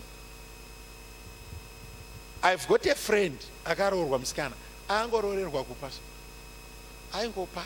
Vazosangana nevamwe brother vari desperate, setsika yake yemazuva ese. Muri kunetseka, oi brother pawakapiwa wakati andipa ichi ndiani. Ndinotaura naye, maita henyu sisi mukutarisana muya zvinobata vanhu zvakocheke.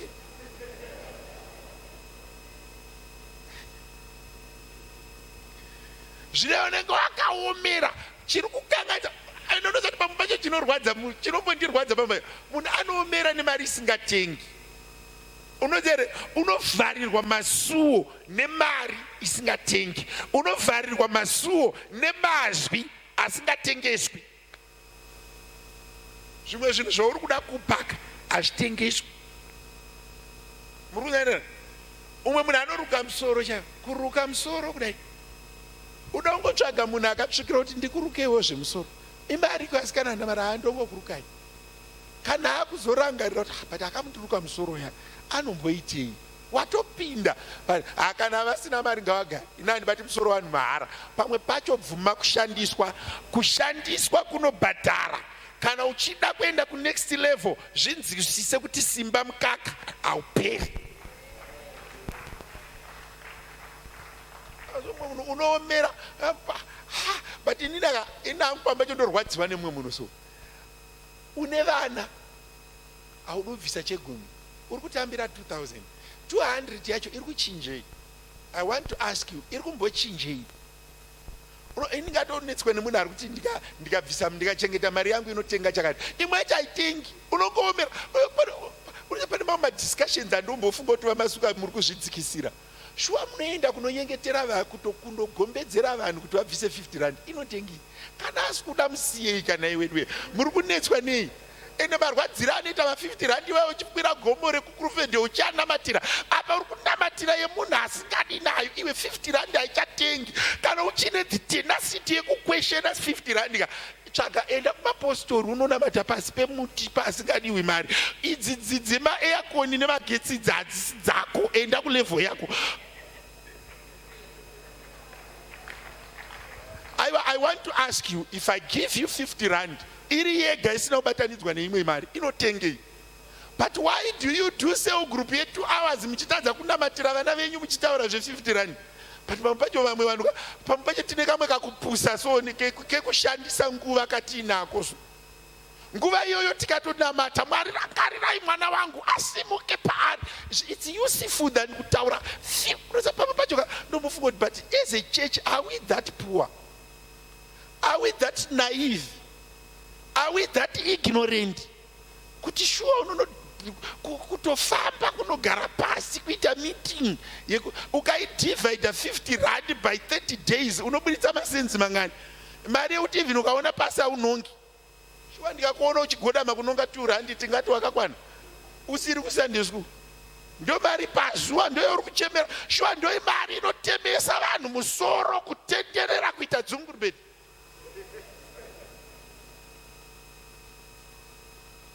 Alright, kana wapedza kuquestiona 50 rand, kana wakunamata unonamata uchiti, I want to ask you, pane zvimwe zvezvekuti ndikambotarisa ndofunga kuti our minds are small. Can we not increase capacity?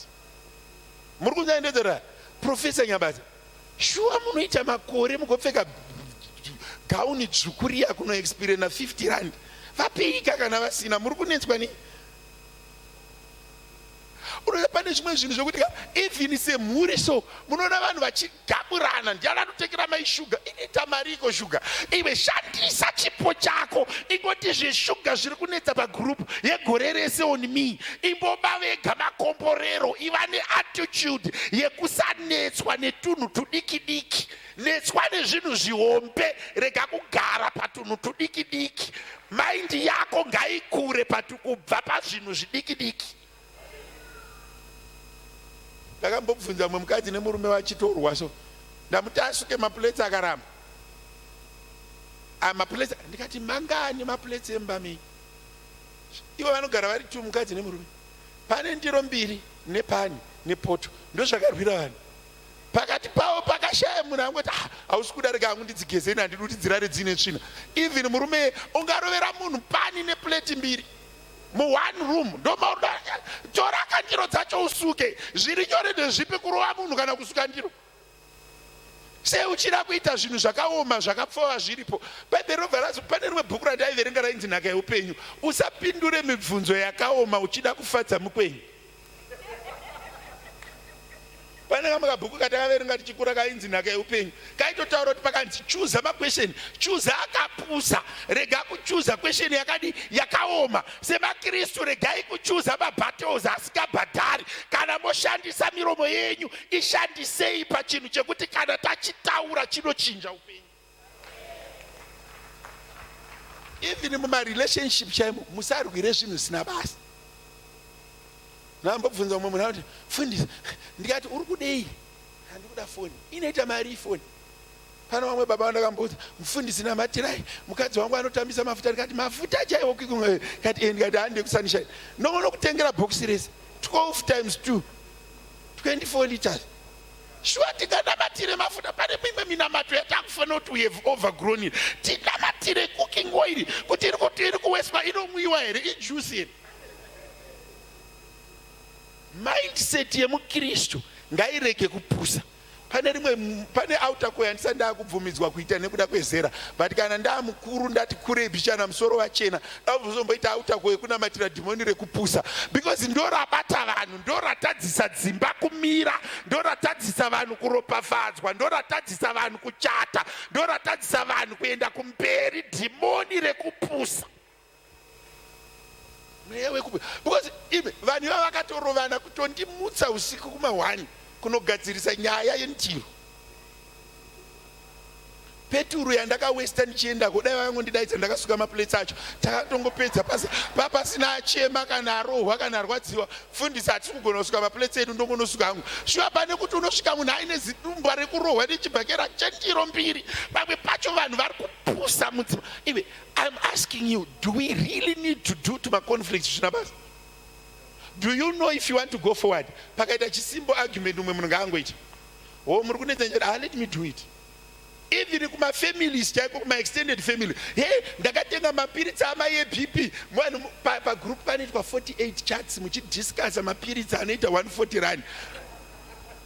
pamunozoaendesa kumukuru mapedza kutukana haachamwe achifara anokutukai kuti vana ava vakunetseka nekunditengera zvinhu zvakachipa kudai nemasacrifices ese andakaita vachikura maakuendesa zvinhu zvisina blessing. Munofunga kuti mai vanofara here mambodamburirana mapiritsi waya ndindakatenga last week ndindakatenga last month ingotenga kane gore rese nyasha dzacho hadzipo here saka muri kunetseka nei iyo zvinyaya zvekuda kuhwina maarguments mavoicement mafamily groups akazara nenonsense vanhu vachidiscasa zvinhu zvisina kana nebasa rese zvinongoda one munhu ari serious. Unoziva kuti ndo zvatadzisa vanhu kuti even kuita mafamily party vari kunetserana mapiritsi eBP yamai. Izvi ndichitaura kudai kuno mumwe munhu anofundisa kutaura sina basa ndikutotaura zvinhu zviri kutoitika izvi kune gurupu rakatomirirwa vanhu kuti chechi ipereso vatange kudiscasa zvinhu zvisina nebasa rese. Izivaramei zvisina nebasa rese. Fundisi do you know kuti upenyu hwemunhu haudefinwe nezvinhu zvihombe unodefinwa netunhu tudiki diki tunongoda tolerance, understanding, reasoning and chinotuma vanhu kuita maarguments havapi vane mweya wekunyima. If there is a willing spirit and a willing mind, many things are not a problem, not even a problem. Even ndinotombofunga kuti pamwe pacho sevafundisi we are so humiliated, especially nyaya yemission house inondisvota singaiti. Ndikafunga basa rangu randakasiyaka ndozofunga kuti kune munhu ari kufunga kuti anofanira kuita vana ava achidiscasa 50 rand. It puts me off, especially pakunamata. Inondikanganisa kunamata.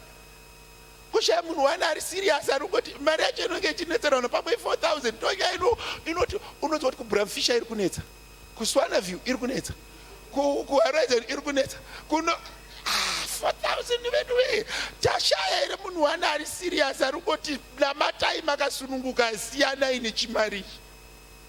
Izvo zvimukatadza vanhu vane mibvunzo ye50 rand. Asi kana uya kunoko ari kunamatira mota but ari kuita mubvunzo. It's a small thing to discuss. Pane pamwe po anoti pandaiva mudiki ndaita zveudiki. Izvo ndaa munhu mukuru ndaakufunga semunhu mukuru. Sure, with this beautiful church worth millions moswera muchitemesa musoro wekudhikesa 50 rand.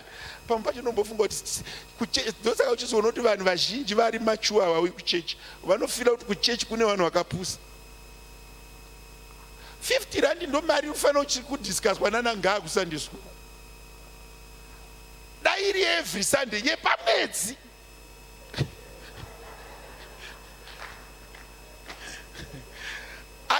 Why do you want to reduce yourself? Data renyu imimire pamwedzi mari. Data ngatimbosiyane nezvo chikafu data ramunoita pamwedzi. Church, all right. Ndiri kufunga ndoziva kuti tumwe tusina basa twamuri kutaura tui twakafanana noto. Even zvinhu zvekuti munhu auya akapfeka tirauzi, munhu auya akapfeka sketi, why do you sketi yake zvinai muri kunetswa nei? Church, I need to give you this. If you want to go to next level, how to grow certain things. If you want to give the world something better, pakauya evhizita akanzwa muchidhibheta kuseu group nyaya ye50 rand. Iye aine 1 million maakaunti make hadzoki futi.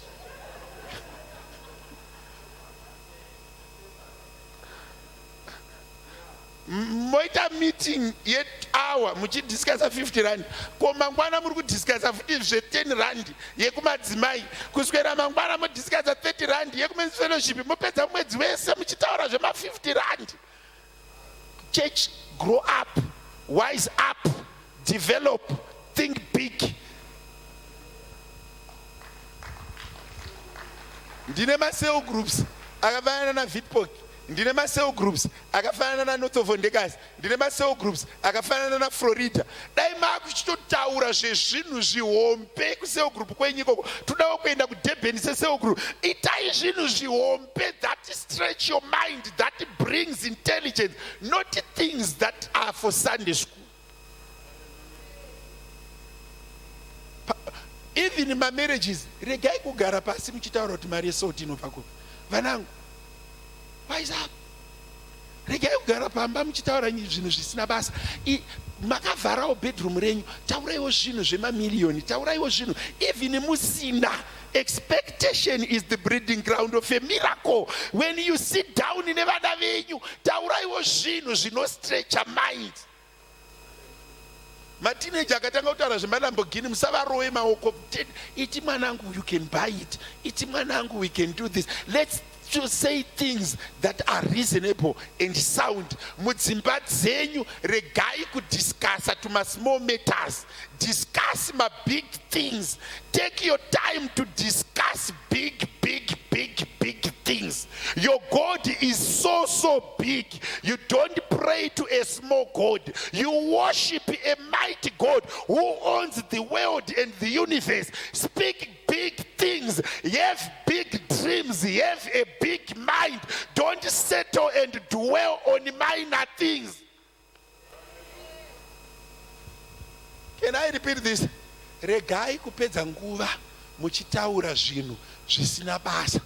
Muma marriages, regai kundipedzera nguva muchida kuedza kunyora grocery ramai pasi. Ndofunga 2 liters zinopedza mwedzi. Ndofunga masamba anopedza mwedzi. Ingoisai a lump sum. Don't waste time. Mai vanoda $100 pa ngavaone zvekuita. Regai kupedza nguva muchinyora zvinhu zvakaita vana roiko matoothpick. Itai zvinhu zvine musoro. Chechi nguva haina kuwanda. It's just 24 hours. Use your hours pazvinhu zvine musoro. Regai kudiscussa zvinhu zvisina basa. I don't sit with my wife discussing grocery. Murukuda mari ye grocery. Akiji.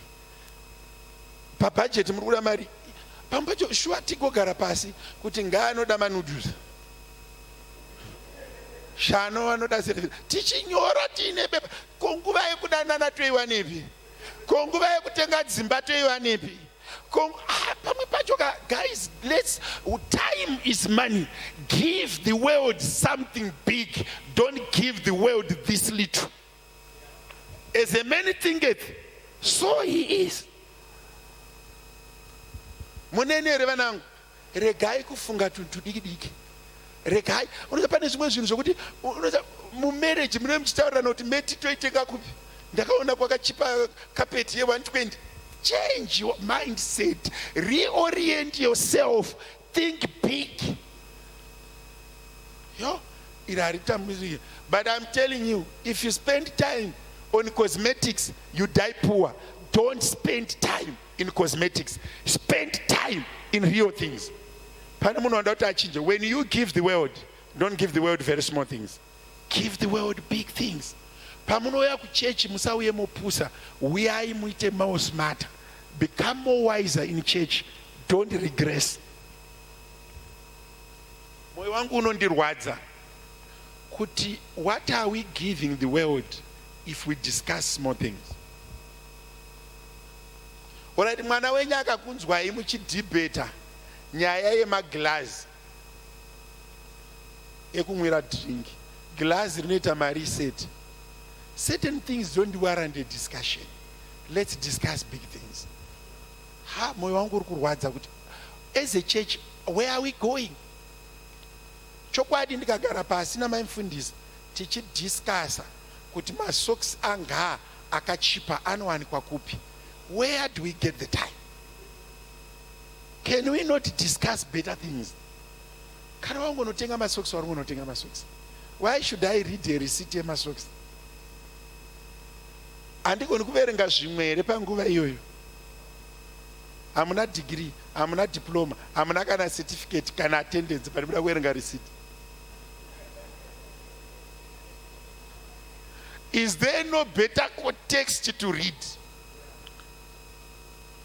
I'm asking you, if you can read, can you not read better things?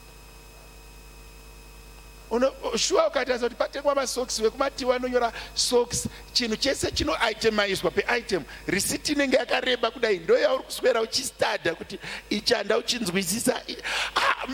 Those intelligence, can they never be applied somewhere? Can we not use that brain somewhere? give the world something better. Sunungurwai mupe nyika zviri nani. Yo vanhu havadawo kudaira amen. But nhasi pane munhu wandanyatsobatsira zvekuti achibva munomu ane kumwe kwaanofana kuenda. Paurutora mumwe muviri washe masikati ano ndokukumbirawo mboti mweya wekupusa ngaundisiye. Mweya wekudzungaira ngaundisiye. And then I would rather go kunotamba raka namaifundisi than kudiscuss certain things. Prochama ngati munodzingirira naipanze to improve fitness. Because certain things that people discuss, you feel they go back. Nedzimwe nyaya dzandodaidzirwa mudzimba umu. I'm going far. I need to go with you. I can't go alone. I want you to think big. Even pasina chiripo, it's not a crime to think big. Even pasina chinonongedzereka, it's not a crime to think big. Patiri kudya muviri washe nhasi. I want you to seek a willing mind. Kungwetawo munhu ane a willing mind to do something. Don't be idle. Don't stay idle. Give your mind something to do. Not petty things, very big. Chimwe chinhu chandakaona chinondirwadza vanhu, when they come to church, they don't focus on God. They focus on church systems, of which systems don't have a blessing. Don't focus on church systems. Focus on the Lord. Pamwe pacho ma-systems ekuchurch ari kudistracta vanhu kutenda. Vachifocusa pama-systems zvekuti ma-cell groups anodzimara ma-political gatherings instead of ma-spiritual gatherings.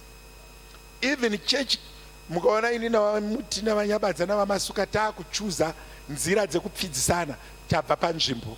Why can we not seek his grace and his glory? Focus on big things and we go minor things.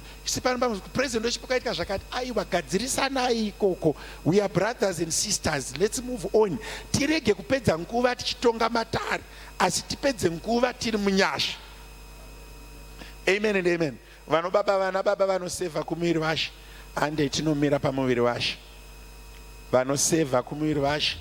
Vana mai nana baba vanoseva kumuviri washe, ande tinomira kumuviri washe. Giving yangu yanga yakasiyana nemazuva ese. Vanhu vajaira kuparidzirwa zvekuenda kudenga nekupa chegumi chete. Give to the world something better. Don't compromise. Vanomira kumuviri washe, hande tinomira kumuviri washe. Bvunza munhu ari padhuze newe kuti nyaya dzekumba kwenyu muri kudhiskasi.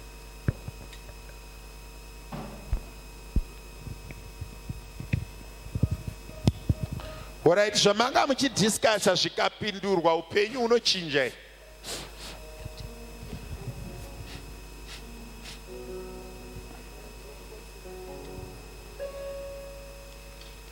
Ndautenda Mwari.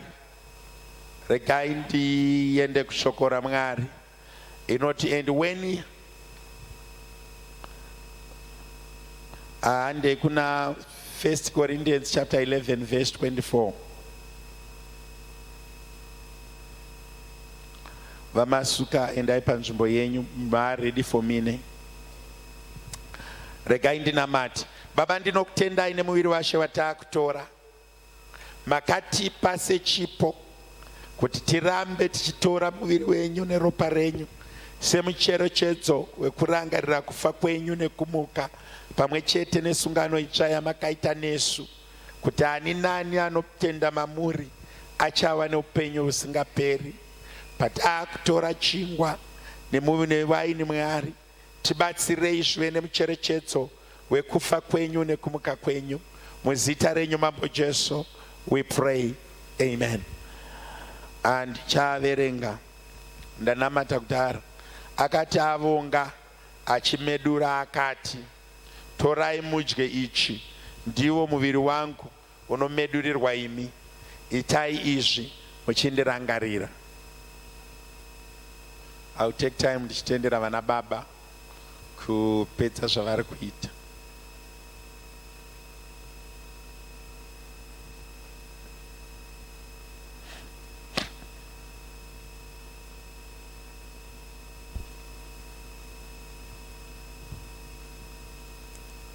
Saizvozvovo vakati vapedza kurayira, akatora mukombe akati, mukombe uyu ndiyo sungano itsva muropa rangu, itai izvi nguva dzose kana muchinwa muchindirangarira.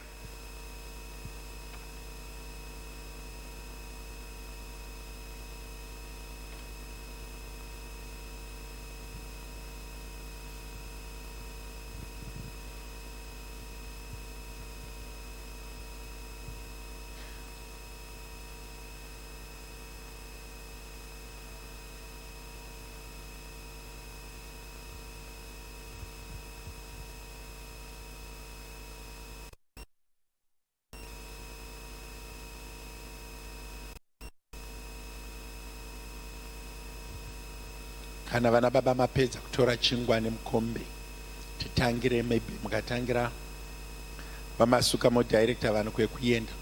Praise team. Riri potsi Mary sere ironero opara Jesu vatanziva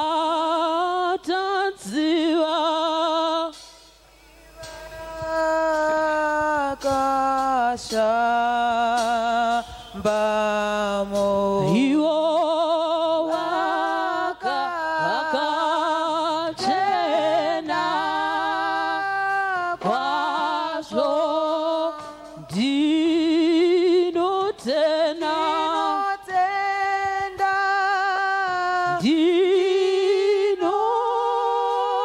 ndinofara Jesu wandivira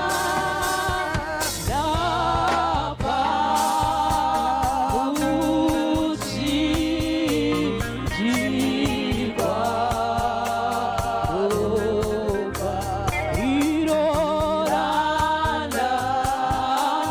napara zirwa uyumbati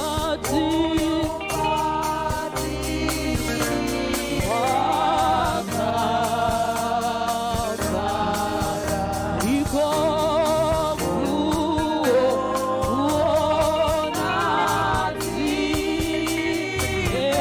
uonaziro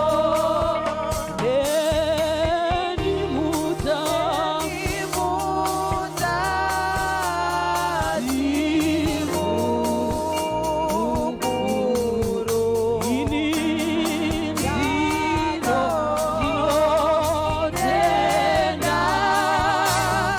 Wow.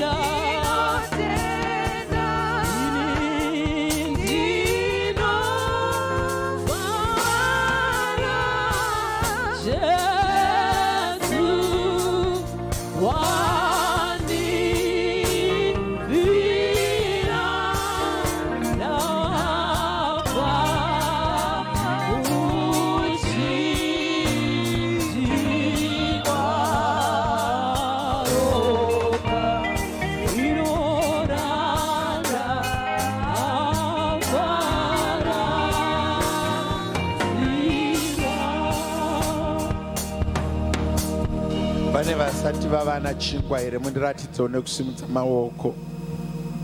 Vasati pasvika chingwa ndiratidzewo nekusimudza maoko. Ko vasati vagamuchira waini?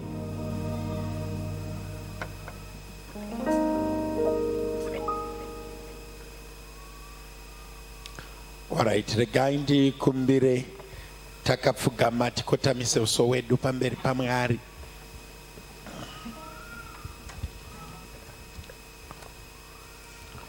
Baba vari kudenga, makativimbisa kuti tikoramba tichiita izvi tichizadzisa murayiro wenyu, nekurangarira kufa kwenyu, nekumuka kwenyu, nesungano itsva yekudeuka kweropa renyu.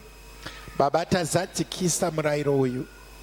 Tirangarireiwo Mwari wekudenga, nekuti sungano yenyu itsva Mwari inouya nekupora kwedu, inouya nekubudirira kwedu, inouya nekutendeuka kwedu. Mwari, tibviswe pakutadza, tibviswe pakuremerwa, tibviswe pautera. Maita enyu Mwari, zvatatora muviri venyu neropa renyu Mwari, vanorwara ngavachipora, vakaremerwa varerutsirwe, vasina mhinduro vava nemhinduro, muzita nemuropa raJesu. Amen. Vachipedzisa praise and worship, toda kuti tingoimba one song. I just want you to pray patiri kuimbirwa nepraise and worship. Patinopedza ungoti, Mwari, give me a willing mind, ndipewo pfungwa dzinoda kupa. Uye pandiri kupa to the world, I want to give big to the world. The talent in me must give big to the society, to the world, to my family, and to myself. Nautongona matira simba rekupa. Vamwe vari kufunga kuti it's for the church, but even your family has to benefit from your talent and from your gift. Tongona mata kuti Mwari, what you put in me, I need to have a willing heart to give to my family, to myself, to the church, to the world, and to the society. Ngowanirwa nyasha na Mwari dzekunzwa kuva a willing mind kuti tiite zvatinofanira kuita panyika yevapenyu tisati taenda kunozorora. Tiwane nguva yekuimbirwa tigonamata.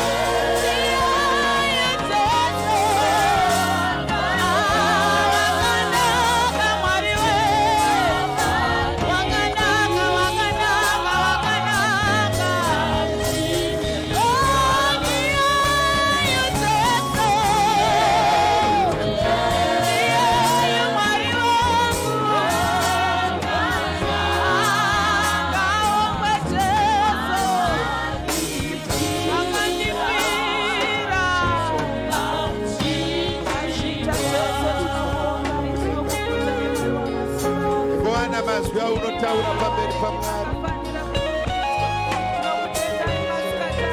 Ngowana zvekureva pamberi paMwari.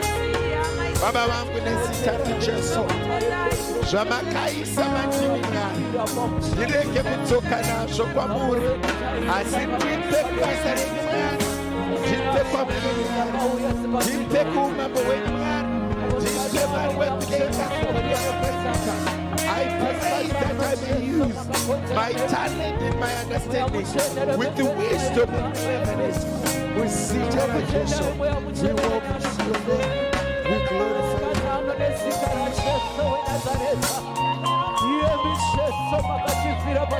Thank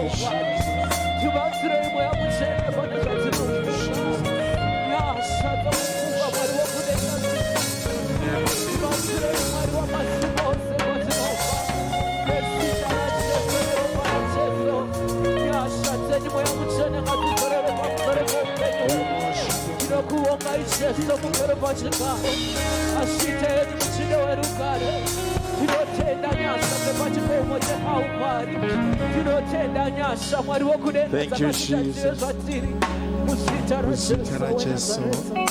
Hallelujah. Pauri kuenda kumba nhasi ingoziva kuti in you there is power that God can use to do his stuff. And also go with the mindset yekungoziva kuti Mwari vane zvavari kuda kuita newe. Have a willing mind to give. Not only giving iri focused kuchurch. Your family needs you. They need you at work. Your children needs you. Your spouse needs you. You need to give them something. Have a willing heart to give. A willing mindset to use your talent. We are chizopa kunashe. Our offering tichiimbirwa.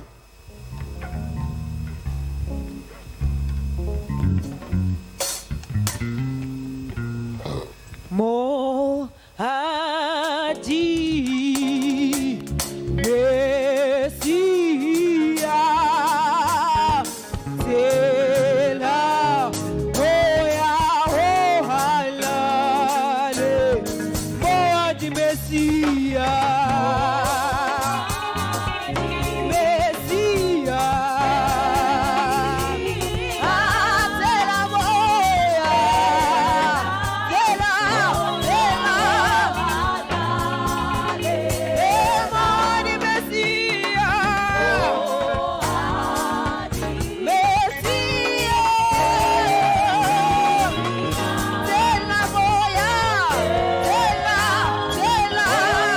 Oh